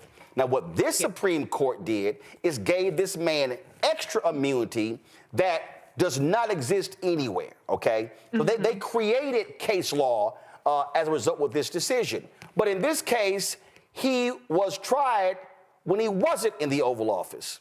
The actions he was tried for took place before he was in the Oval Office. So there's no such thing, and there's no way that says, oh, because you got elected to an office, that now means, oh, we gotta stop. So even if you're convicted, we gotta throw the verdict out, throw the charges out. Hell no. You are gonna be a convicted criminal. And that's what it's supposed to be. Now, whether Americans were too stupid to not vote for you, that's on them. But he did it, he was convicted, he earned it, and now, luckily with this, he has to carry it, and he will be known. That's why I made it clear on this show, after January 20th, anytime we mention his crazy ass, it will be convicted criminal in chief, Donald Trump. Period. I mean, the reality is, like you said, Roland, in what motherfucking world do you get presidential immunity for some shit you did before you was even president? That's crazy. That's crazy. So essentially what the Supreme Court said is, okay, if you're president, you can do whatever the hell that you want to do. But I think maybe they underestimated or overestimated the stomach that the American public has to actually elect a criminal degenerate who's facing an additional 80-something counts across multiple cases. And so maybe, perhaps, if there's a small slither of sanity in the Supreme Court, they're saying, we don't really want people to run for president because they're on trial. Maybe that's the one thing maybe that's the one line that they're crossing, because we know that the sole reason that Donald Trump ran for president is to get out of his criminal liability for all these cases that he was facing. He doesn't give a damn about being president. He doesn't give a damn about the executive actions and the actual governance of this country. He just wanted to stay out of jail. Mission accomplished, but maybe the Supreme Court is trying to say, let's not do this whole thing again when people are running for president just to get out of jail. And Greg, I've said this consistently. Lauren, you said that the Georgia case you thought was the strongest. I'm sorry. I don't understand why Georgia is not moving forward. I don't give a damn if there's an inauguration. Guess what? That's a state crime. That federal memo has nothing. And I would rather Georgia say, fine, you don't want us to move forward, take us to court. I would rather there be a judicial ruling that says that, as opposed to, oh, no, yeah, we can't move forward. We can't move forward because of the election. No, hell no. His ass did it, Greg. He did it. He did it. He did it. And I think you can probably pull up, it's just the order, so it's just a paragraph. And you're right. I mean, the way you framed it is the way it should be framed. All of this happened when you weren't in elected office. And so, but it's interesting to read the order, and I'm sure you'll read it off in a second. They say that the alleged evidentiary violations at President-elect Trump's state court trial can be addressed in the ordinary course on appeal. And best believe, as you said, Lauren, lawfare is their strategy. They accuse. It's interesting how these people accuse other people of doing everything they do. They are using the courts. They're going to do that. It's going to be appealed. But the second sentence is what's fascinating. Second, the burden that sentencing will impose on the president-elect's responsibilities, which of course was the argument they were making, is relatively insubstantial in light of the trial court's stated intent to impose a sentence of unconditional discharge after a brief virtual hearing. So, to the point you're raising, Lauren, it's almost as if they're daring Marshawn to do anything other than basically give him a little tap and go. The guy's convicted. Okay, so he's, as you say, that's going to be hung on him. But it's like they are sending a political, almost like, listen, the guy already said it's really not going to happen to you. So it's an insubstantial burden. So go forward. Finally, I'm glad that we're talking about United States versus Trump, of course, which is the case, of course, where they basically, as Sotomayor said in her dissent, they're going to let this guy do whatever the hell he wants to do, let the president do whatever they want to do. It almost feels like, in the case certainly of Roberts, and maybe Comey Barrett at this point, because they didn't define the scope of things that a president can do and get away with, they're not walking it back, but it's almost like a Steve Urkel moment, like, did we do that? Yeah, you did. You've torn your place up. These guys are now unbridled, and this might be a hint at them trying to repair something that they've probably broken beyond repair. But that paragraph says a lot, particularly that second sentence. Go to my iPad. This is, hold on 1 second, Lauren. This is it right here. It says order in pending case, Donald J. Trump versus New York. The application for stay presented to Justice Sotomayor and by her referred to the court is denied for inter alia the following reasons. First, the alleged evidentiary violations at President-elect Trump's state court trial can be addressed in the ordinary course on appeal. Now, first, what they mean by that is, why y'all coming to us? There's an appeals process in New York State. It's going through. It's going through. You mad because they've been ruling against your punk ass. So sorry, there's an actual appeal process. Don't try to have us jump the line because you think we're gonna fall for it. Second, the burden that sentencing will impose on the president-elect's responsibilities is relatively insubstantial in light of the trial court's stated intent to impose a sentence of unconditional discharge after a brief virtual hearing. Justice Thomas, Justice Alito, Justice Gorsuch, and Justice Kavanaugh would grant the application. So what they're saying is, Merchant has already said, yeah, you'll get a tap on the wrist. So why your bitch ass coming whining to us? That's really what they're saying. Why your bitch ass coming whining to us? Look, we gonna let your punk ass off. We're not sending your traveling ass to Rikers, okay? We're not gonna have you take your tie off and your watch and your rings and everything and escort you to jail. So shut your punk ass up, take the damn hit and just move your little bitch ass on. That's really what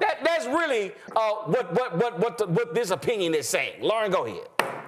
Yeah, I mean, I just wanted to respond a little bit to what Greg said. You know, I don't think we should lose sight of the fact about what this case is about.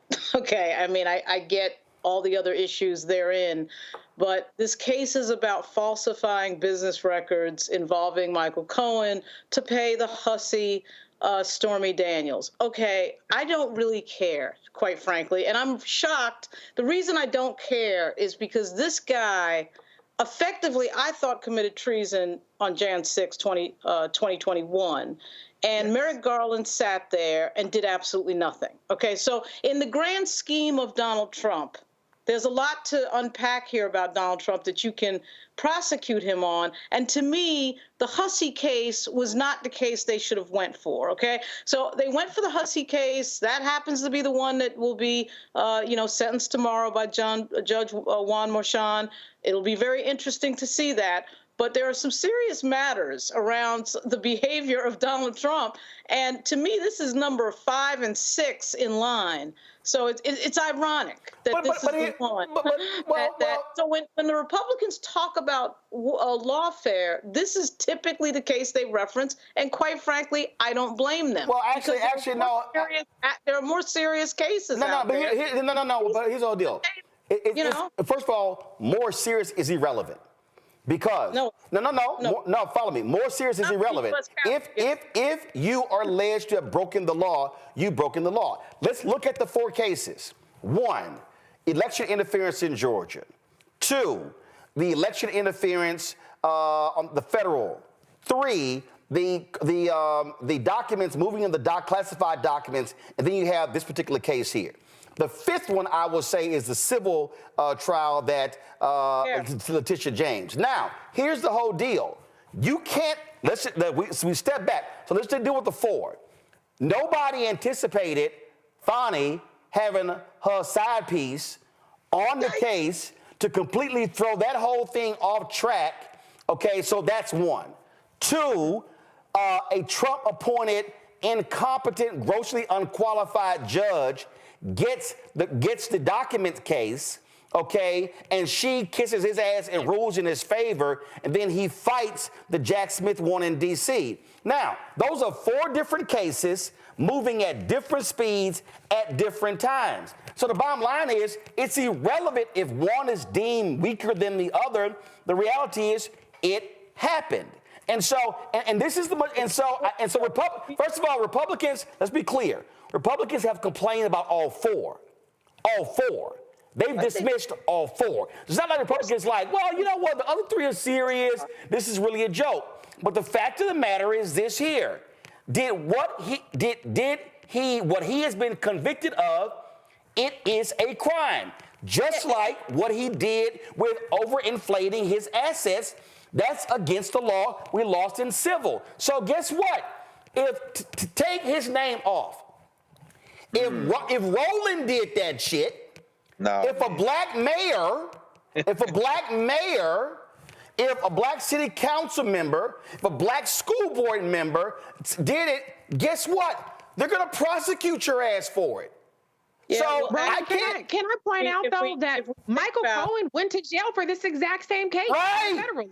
Yeah. So this isn't like this is so frivolous that nobody should have a paid for it. A lot of people had criminal or civil liability related to this exact same set of transactions. And so I don't think that Trump should be rewarded because he is such a serial criminal degenerate that we just pulled all the cases in the hat and then whichever one we pull out is the one that we actually prosecute. You don't get to have prosecutions deferred because you commit so much crime in so many different jurisdictions. And so I am glad that at least somebody had the competency and the balls to see a case through from point A to point Z, because Jack Smith didn't, Merrick Garland didn't, and the whole thing with Fani and down there in Atlanta, the shit is on ice right now. And that was the point Reese just made that long one I was going to say. The difference here is this is the only one that went the distance. Trump and his lawyers were able to stop. They were able to stop the other cases in different stages. The case in Georgia would have went forward if Fani hadn't screwed up. Yeah. Here's the thing. I still get back to this point. The guy could have been prosecuted for treason. He wasn't because nobody had the guts to do it. But hold up. Nobody having the guts to do it does not have anything to do with Bragg's case in New York City. That's Merrick Garland. Merrick Garland is a U.S. Attorney General. Bragg is a DA of Manhattan. Fani Willis is the DA in Fulton County. All you can do is your job. I can't sit here and go, well, if he had done his job, hey, Bragg did his job. We argue all the time that things are crimes that shouldn't be prosecuted. Marilyn Mosby being a perfect example of that. Okay, we argue all the time that people get prosecuted for things that seem slightly political or like somebody's reaching, a prosecutor is reaching for some reason. All I'm saying is, in the lexicon of everything that happened, he could have very easily been prosecuted for something like high treason. But Lauren, you keep saying what he could.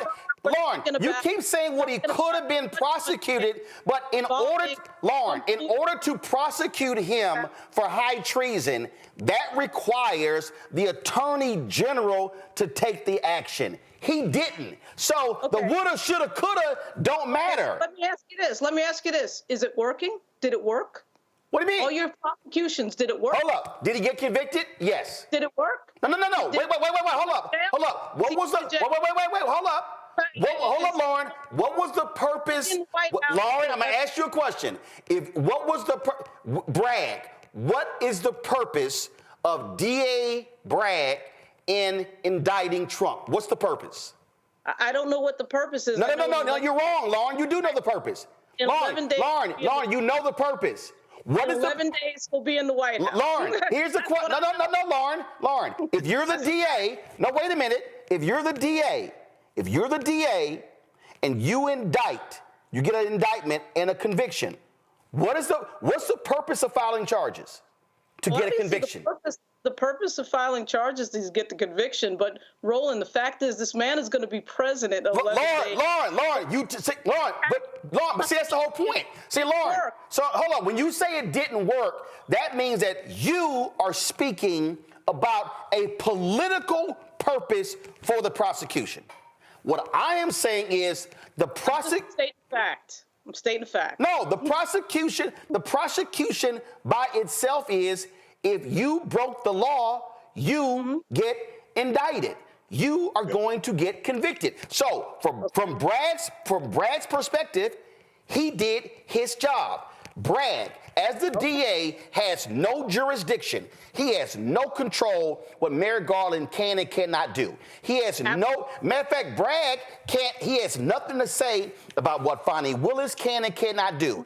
All he can do is his job. He did his job. Great. He got a conviction. Now, from listening to you, if the purpose was, let's keep him out of office, that ain't why you indict. So bottom line is, he did his job. Are we really going to pretend that some of these adjudications weren't about keeping him out of office? Hold up. Reese already said it. Did Michael Cohen get convicted? Wait. Hold up. I'm answering your question. Was Michael, Lauren, it's real simple. Was Michael Cohen? You're going to skip over my question. Okay. Lauren, I'm not skipping your question. I'm actually answering your question. Was Michael Cohen convicted for the exact same crime? Yes or no?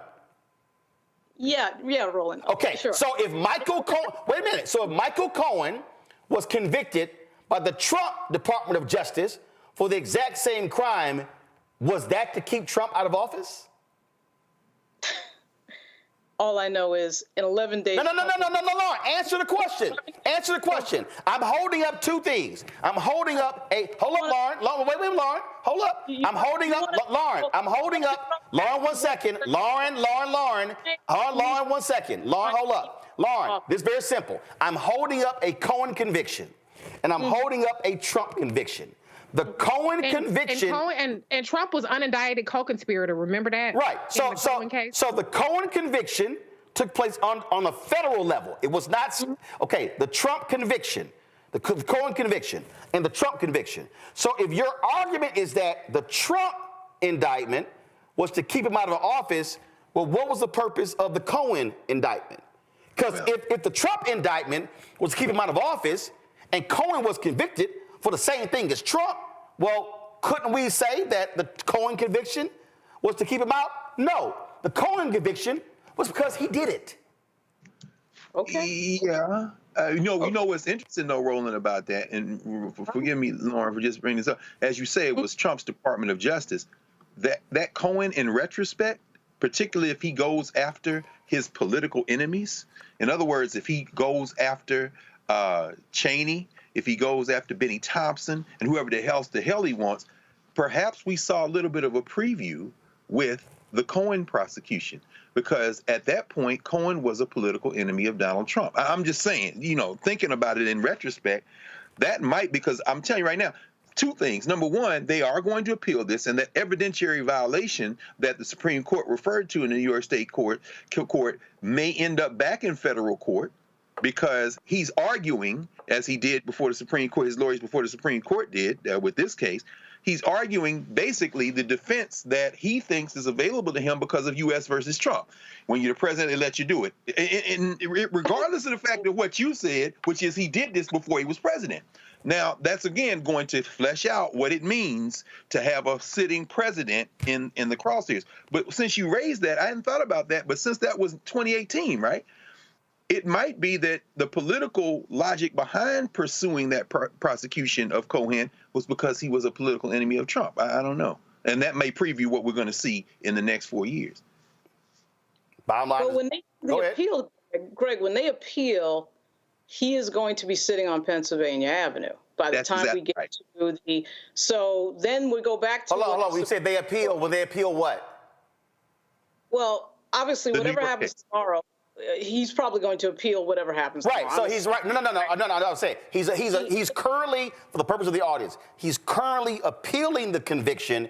You're saying after tomorrow, he then will appeal the sentencing.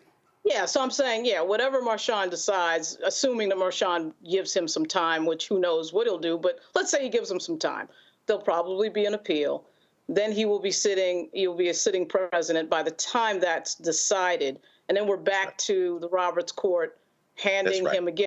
You know what I mean? It's like it goes back circularly to, going back to what you said, equal justice under law, which we know does not exist. And by the way, with 11 days left, where is the pardon of Marilyn Mosby, by the way? What is going on with the Biden White House? Well, first of all, hold on. That's a whole separate story. That's a whole separate. No. I don't. What I'm saying is I want to stay on topic. I'm staying on topic. But I'm staying on topic. Let me go back to my iPad. The points we made earlier, and this is why I think it's important what the Supreme Court did, what they're doing. And let's also be clear, this is not uncommon. What the Supreme Court is saying right here is that when they say the alleged evidentiary violations at President-elect Trump's state court trial can be addressed in the ordinary course on appeal. What the Supreme Court is saying right here is, why is your punk ass coming to us when you have not exhausted all of your appeals in New York State? The law is the law, that there's an appeals process. What Trump wanted so for everybody who's listening, who's watching the show, there are different levels in New York State. The New York Appeals Court has already ruled. Correct me if I'm wrong, Greg, the New York State Supreme Court has not ruled on this. So what the U.S. Supreme Court is saying is, bruh, stop trying what do they say when they're in the video gaming? You want a cheat code? Donald Trump, the cheat code Trump wanted was, I want to skip the whole appeals process and go right to the Supreme Court before Inauguration Day. And they're saying is, no, your ass got to sit your ass down, file the process. So, equal justice under law. This is no different when the Supreme Court says I forgot the case, Greg. It was one of the death penalty cases where they said you have not exhausted all of your appeals. Oh, yeah. So the Supreme Court is the last stop, is the last legal stop. So all they're saying is, hey, Donald, ain't no cheat code player. You got to go through the process. Now, it doesn't mean, to Laura's point, it doesn't mean that after he exhausts his New York State appeals and then he goes to the Supreme Court, that Roberts and or Barrett will then rule the same. That's right. All they're saying here is, no cheat code player. You got to go through the process over there. Trump, though, what he doesn't want, the last thing he wants, no matter what the judge says tomorrow, he doesn't even want there to be a sentencing. He's trying to short circuit everything. And so that's really what this is all about. But I'm going to go back to the other point, and that's very simple. Republicans, and let me real kill it. It does not matter if there was a strong case or a weak case. The Republicans believe no cases. Right. I've never heard a single Republican say, well, you know what? That case in Georgia is a really, really strong case. They have been saying, how dare you? He didn't cheat. How dare you? Jeff Duncan, the former lieutenant governor, the lieutenant governor of Georgia at the time he did it, they just expelled him from the Republican Party because he said it was wrong. So the Republican Party don't believe in none of these four cases. They didn't want to see Tish James hit him in civil court. Matter of fact, let's roll it back. They didn't want them to sue when it came to his foundation. They didn't. So there's no, for them, there's no such thing as strong case versus weak case. They've said all the cases are political.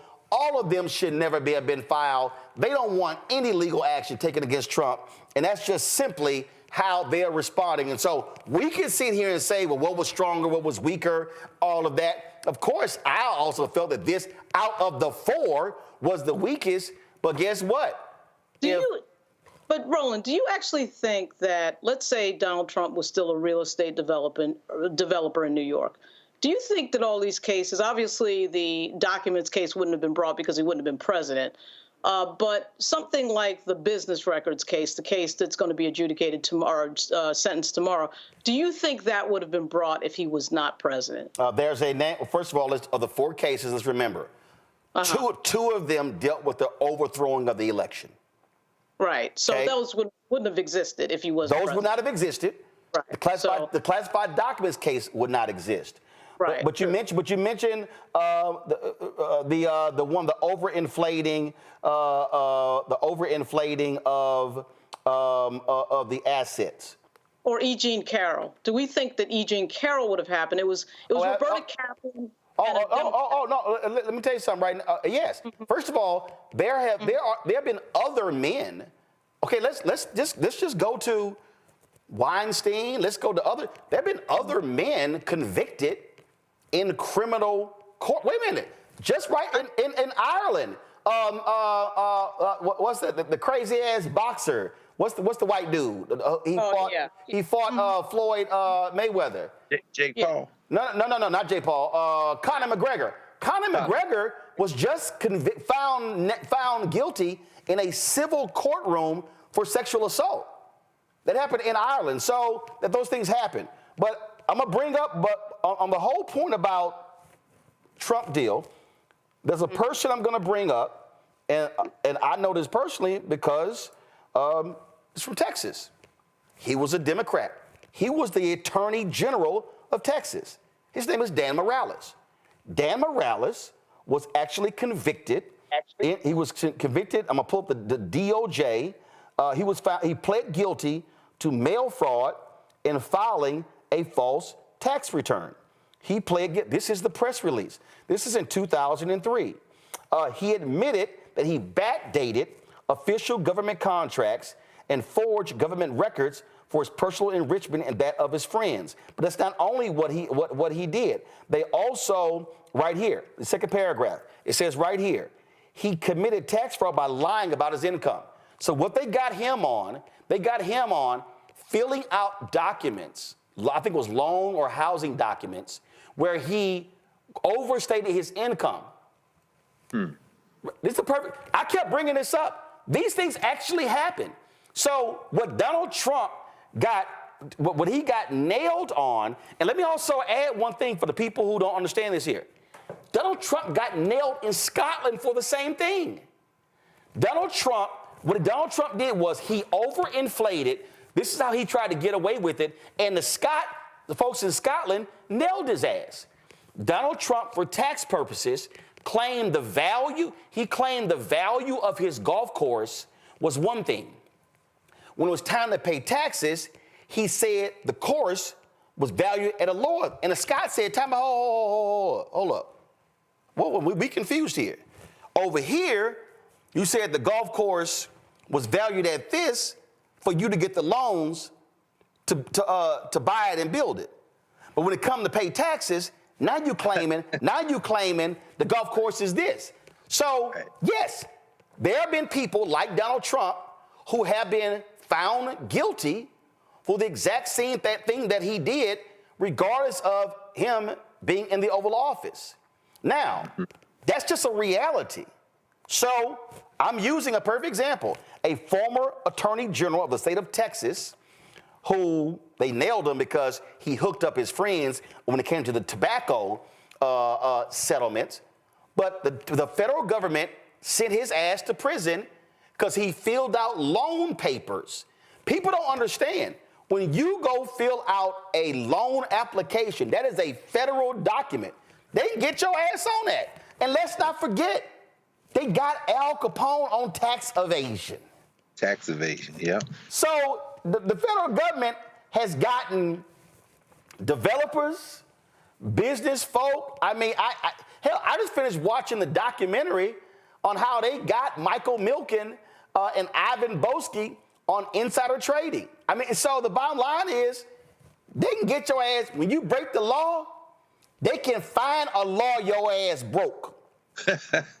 So there are a lot of people who have not been in the Oval Office who've gotten convicted on the same stuff. Did it get the same amount of attention? No, it didn't. But yeah, Lauren, it actually has happened.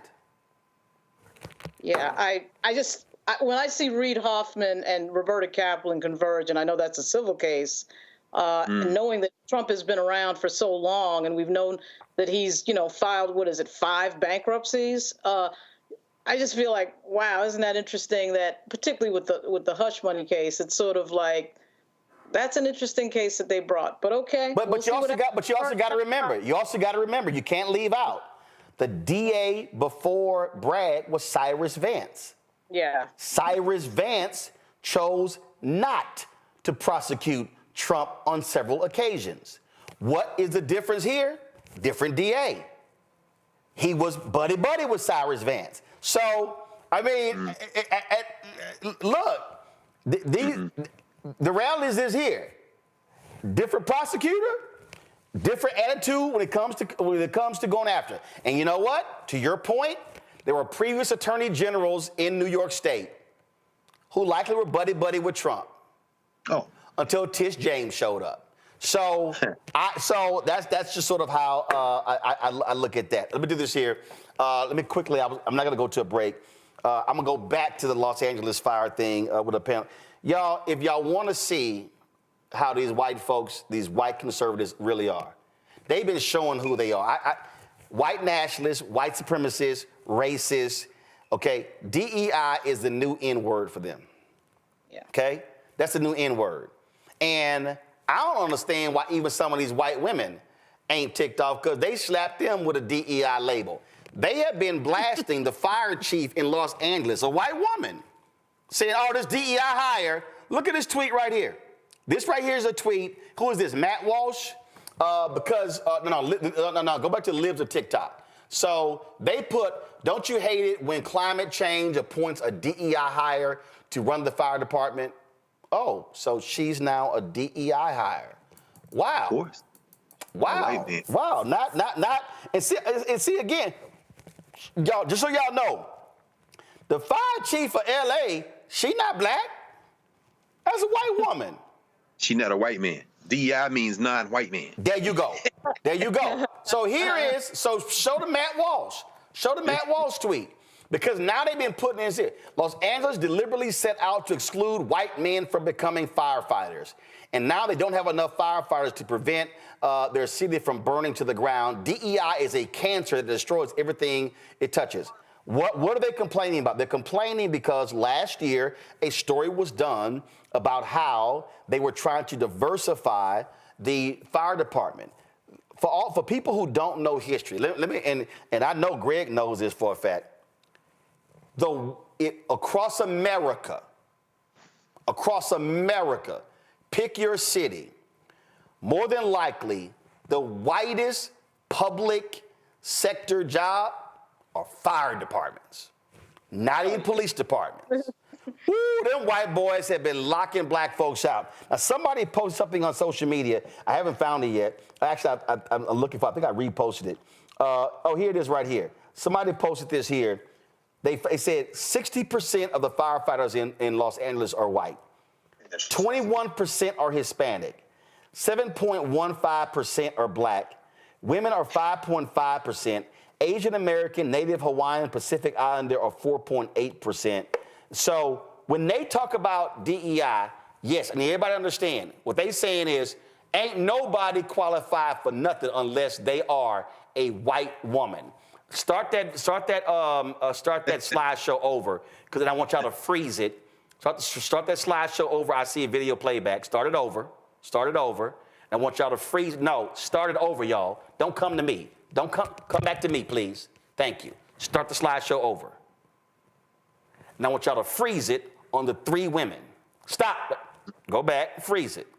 Don't show me yet, y'all, until you got it. Go back to go back to the beginning, y'all. It's 3 women. Stop. Now you can show it. Now show it. Thank you. This is what they can't stand. Oh, no question. No question. So they're pissed of the leadership of the fire department. And the woman's a lesbian too, allegedly. I don't know. See, there you go. So they confirmed. Okay, so when they say DEI, if you a woman, if you gay, if you black, we can't stand DEI. And this is just how they roll. This is who these people are. And it's so funny because they were sitting here, and so understand when they're attacking Karen Bass, same thing. Now, here's the deal. This is why you can't entertain these fools. I'm about to play. Jessica Tarloff was on Fox News, and she was like, oh, so y'all calling the LA fire chief DEI. She's like, here's her resume. Listen. But to Greg and Jesse's points about, this is because of DEI or what we need is practical solutions, there is so much bad information swirling around about the main players involved in this, like the fire chief who's been called a DEI hire. I take her resume any day. 24-year vet, paramedic, engineer, fire inspector, captain, battalion chief, fire marshal, deputy chief. I don't know. But you're proving my point. No, I'm not proving your point. Yes, you are. You're proving it because DEI makes everybody suspect. That is the problem. And you guys paraded it around. So now you put it in people's heads. No, you put it in people's heads. How? I didn't back DEI. I didn't back it. I don't know how Jessica does it. First of all, your entire network did it, Greg. So you're full of shit. The reality is DEI makes everyone suspect. I know a whole bunch of grossly unqualified, no talent white people, especially white men. But guess what? Nobody goes, he's DEI. No, when they say DEI, this is no different than before when it was affirmative action. It's no different before when it was diversity. It's no different before when it was quotas. It was, listen, they attacked McDonald's. McDonald's retreated because they were like, oh, we set goals. And what do people like Robbie Starbucks say? No, that's quotas. That's quotas. It's goals. But no. So even when you don't call it a quota and you call it a goal, see, that's it. So the bottom line is they don't want any effort to diversify anything because they believe white people, mainly white men first, white men first, white women second, white heterosexual men, white heterosexual women, they believe that nobody else could get a job, is qualified for a job, unless they fit in that category. That's all this bullshit is.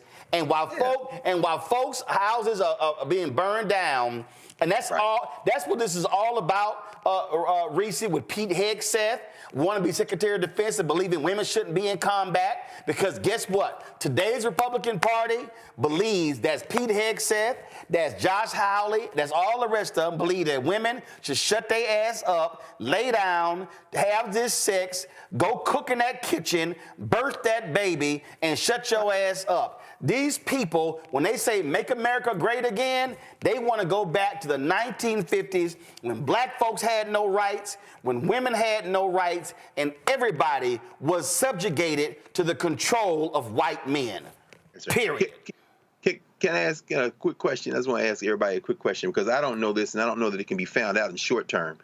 But if that man who we just saw with that tight 3-pack Walmart white T-shirt on underneath and his voice not yet reaching puberty, which if that doesn't show you that the original DEI is white maleness, you can't see. Oh yeah, Greg Gutfield has absolutely no qualifications to be on a news show, and they call him a comedian. His ass ain't funny. But no question. But wrong. I guess what I was going to ask you and everybody is, if his house, God forbid, was on fire in those hills, and not the 2,000 plus firefighters who are fighting, which you broke down demographically in terms of race, came, but one of the nearly 800 volunteer prison inmates from the Department of Correction who are out there fighting the fire. These are volunteers. I wonder if he would say, I don't want you fighting the fire because you're not a white man. I'm just curious because there's almost 800 prisoners. These people volunteer. They get training, and they're out there embedded in the California Department of Forestry and Fire Protection fighting that fire. I wonder, don't y'all wonder, what's the ethnic racial background of those nearly 800 prisoners in California prisons who are out there fighting fire? I'm just curious. Listen, it also reminds me of the white folks, the racist white folk, laying on an emergency table, racist, and that black doctor. I don't want him. I don't want her treating me. But the doctor, because of the Hippocratic Oath, has to treat him. That's where you say, all right, lay your ass there and die. Okay, good. That's right. See. Lay your ass there and die. I'd be like, yeah, go ahead. Okay, go ahead. Gunshot, heart attack, stroke. Okay, lay your racist ass there and die then. I got to tell y'all this story. The brother, he's a history maker. He was interviewed by the History Makers, which is Juliana Richardson, Larry Crow, and them out of Chicago. And I forget the brother. He was on the board at Emory. He's a medical doctor, brilliant brother, philanthropist. I met him back in this past February 24th. We were at a dinner for history makers. So we're sitting there, and he's telling a story about when he was a resident in medical school. He's finished his medical degree. He's in his residency. This racist white woman was admitted to, I think it was an emergency room one night. He and his buddy, who was also black. The old white woman is like, I don't want no black doctor to touch me. So the brother said his friend bent down and whispered in the white woman's ear, well, you gonna die. And then told her, well, okay, no problem. I'm not gonna touch you. Well, you gonna die. At that point, she got religion real quick, and they treated her. But he did exactly what you said. Oh, you don't, oh, well, you gonna die. He told, because you about to die now. You don't want, no problem. You gonna die. She got her religion. I bet you none of these racists will get in the way of a Latina, a black, a gay white woman, whoever who's strapped up with that firefighter equipment trying to put out the fire of their house. And as far as they're talking about those three women right there, I bet you won't say to their face, they're firefighters. Let's see if you're nice with your hands. We found about diversity in a scrap. I don't think you're gonna say it to their face. Well, they are exactly who they are. And I'm trying to actually find this story that might be, give me 1 second. You know, it's amazing how breaking news happens. This is regarding the 11th Circuit and Judge Eileen Cannon. Give me 1 second.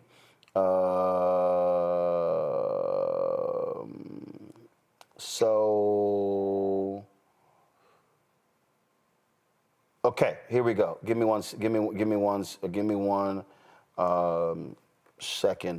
Y'all can go ahead and keep the breaking news banner up. So the 11th Circuit has ordered that. Where is it? Okay, here it is. Okay. All right, go to my iPad. So the 11th Circuit has ruled that Jack Smith's final report can be released. They have over all these damn pop-ups. The federal appeals court covering Florida rejected a defense request to block the release of special counsel Jack Smith's final report, but an order temporarily blocking its release from U.S. District Judge Eileen Cannon is still in place for now, which would keep the report blocked for 3 more days absent further appeal. So what this is saying is that basically this report can be released Sunday or afterwards. And so the 11th Circuit rules against Judge Eileen Cannon. Greg? Yeah, and that's consistent. They've been overturning her in appeal consistently, but here's the problem. Because she's a dumbass. She's a dumbass, and hopefully she doesn't end up on the Supreme Court, because if anybody is not paying attention within the first 2 years of this damn term before they maybe lose the Senate or whatever, they're gonna force Clarence Thomas to walk the plank. So, but that having been said, you see, though, that there's still a 3-day gap there because they are going to appeal this. Of course, we know, and you've been saying this, we've all been saying it in one form or another, the whole Trump strategy was delay to get to it past the election. So, yeah, that just means that they're going to give them time to appeal and they're going to push it past. Now, the question, do you think, Roland, that we're going to see any of these reports. I'm thinking less about the legal pathway and appeals and more about Merrick Garland, who is already cleared to release part of it. Listen, I am hoping that there is a Daniel Ellsberg somewhere in the DOJ that has put both of those volumes on a flash drive, and before they walk out in 11 days, sitting here, got it on the flash drive, and then all of a sudden, in about 2 or 3 months, that sucker mysteriously is dropped like the Pentagon Papers. And here's the whole deal. You ain't, see the beauty now, you ain't even got to go to the Washington Post or the New York Times like they did with the Pentagon Papers. Remember when remember the Panama Papers? Oh, yeah. It was a consortium of media entities from around the world, and they dropped that report. To me, that's how you do it. So I know that might be against the law, but I would greatly appreciate if an American patriot, and let's be real clear, there's a way for you not to be found out. But I really hope there's an American patriot where we're able to see the full unredacted report that shows the absolute crimes that Donald Trump committed. And so I'm just saying, I hope that happens. And also, I forgot to mention this earlier, the Smartmatic $2.7 billion lawsuit against Fox News is now set for trial. The judge ruled against Fox News. They are moving forward with that. And I really hope Smartmatic don't settle. Oh, I really hope they go. Y'all remember Dominion, they settled, and that's what happened there as well. So whole lot of stuff happening to the panel. Thanks for staying a little bit extra. A lot of breaking news jumping off here. And I got just real quick, Lauren, Reese, Greg, I just want to get each of y'all thoughts. I'll start with you, Lauren. What the hell do you make of Amazon handing over $40 million for a damn Melania Trump documentary?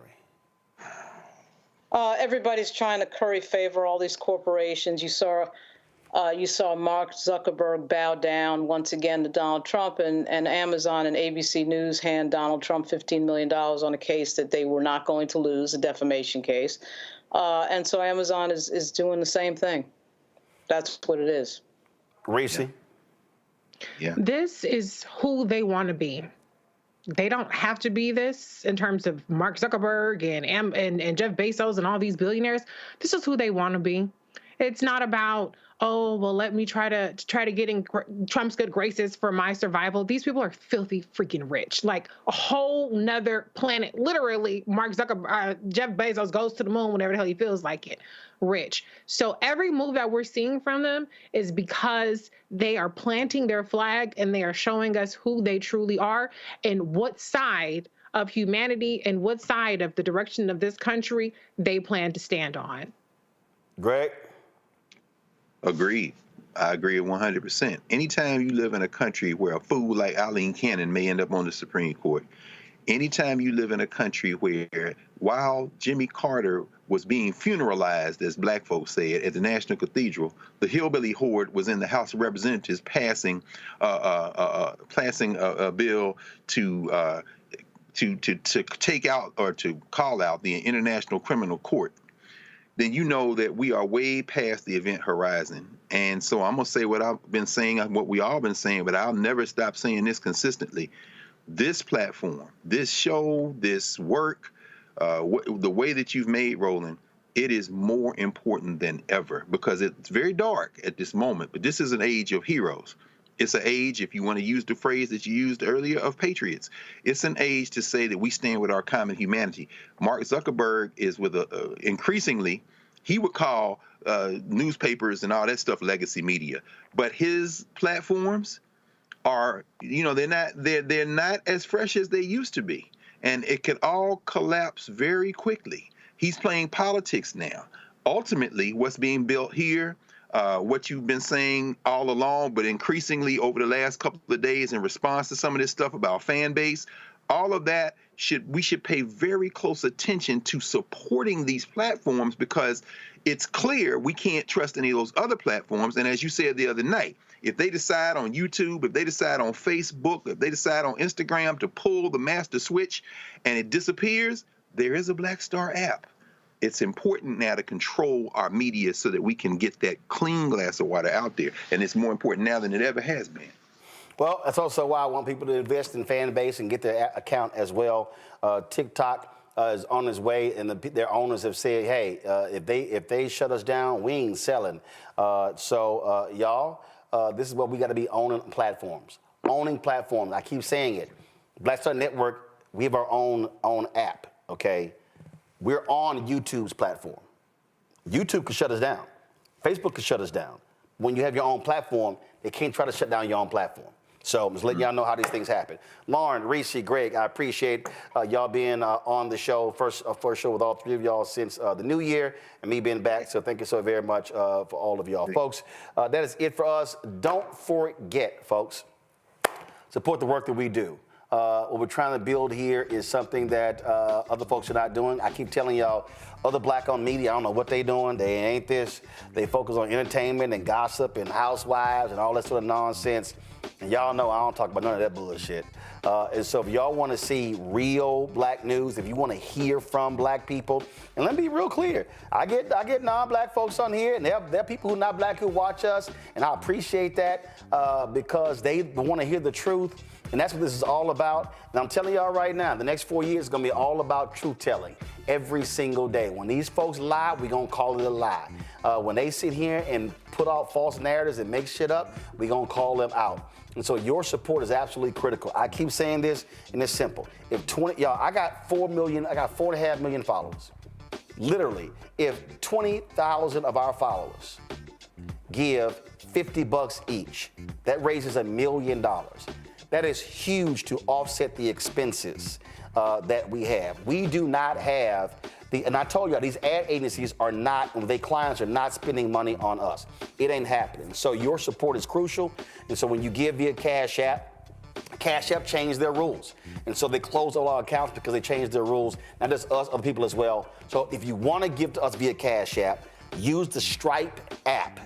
The QR code is on the screen. If you're listening to the podcast, simply go to blackstarnetwork.com. Use the Stripe app. If y'all old school, y'all don't trust nothing, check a money order. Send your check and money order to P.O. Box 57196, Washington, D.C., 2003 7-0196. PayPal still works, R. Martin Unfiltered. Venmo is RM Unfiltered. Zelle, Roland at RolandSMartin.com, Roland at RolandMartinUnfiltered.com. Get your copy of White Fear, How the Browning of America is Making White Folks Lose Their Mind. Available bookstores nationwide, Barnes & Noble, Amazon, Target. You can also get the audio version, which I read on Audible. If you want to get our app, download the Black Star Network app right to your phone, Apple phone, Android phone. But also, if you have Android TV, Apple TV, Roku, Amazon Fire TV, Xbox One, Samsung Smart TV, our app is on all those platforms as well. Just so y'all know, I got rid of our app we were on Amazon Freeway, Amazon Prime Video. It was costing me more money to send our signal to these folks we were getting back in advertising. I was going to be losing about $75,000 a year. I said, no, damn that. I don't believe in losing money. So that's why I canceled. We were on 4 different streaming apps, but sorry, I canceled those. That's why I did that. And you can also, of course, get our merchandise. Merchandise is important, y'all. And so we got our shirt, hashtag, we tried to tell you, FAFO 2025. A lot of y'all are loving the shirt. Don't blame me. I voted for the Black woman. Get that at rolandmartin.creator-spring.com. We also got t-shirts, hoodies, wall art, mugs, all kind of different stuff. We got Roland Martin Unfiltered gear. We got Black Star Network gear. And then, of course, you can also go to blackstarnetwork.com to access our merchandise. And so, y'all, we're trying to build something. Bring Greg back. Greg will have new episodes of The Black Table in 2025. There are going to be new episodes. Greg is being on a sabbatical hiatus for like 6-8 months. So that's going to happen. I'm also culling through some resumes. I'm looking to bring on 2 more show hosts.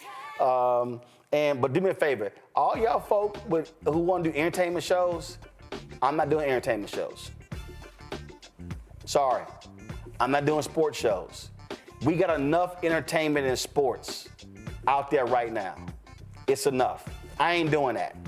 I do entertainment interviews. If you go to our Black Star Network app or your YouTube channel, you can see my Earth, Wind & Fire interview, my T.I. interview. But y'all, I don't do this other different stuff, okay? We're dealing with real news and information here, and those are the kind of hosts that I'm looking for. So I appreciate that as well. Folks, that's it. And yes, I'm rocking my Texans gear because we got a playoff game on Saturday. I'm sorry, Cowboy fans. Are y'all watching your team play this weekend? No. Oh, well, I'll see y'all tomorrow. Holla! Black Star Network is here. Oh, no punch! I'm real revolutionary right now. Thank you for being the voice of Black America. All momentum we have now, we have to keep this going. The video looks phenomenal. See, this difference between Black Star Network and black-owned media and something like CNN. You can't be black-owned media and be scared. It's time to be smart. Bring your eyeballs home. You dig?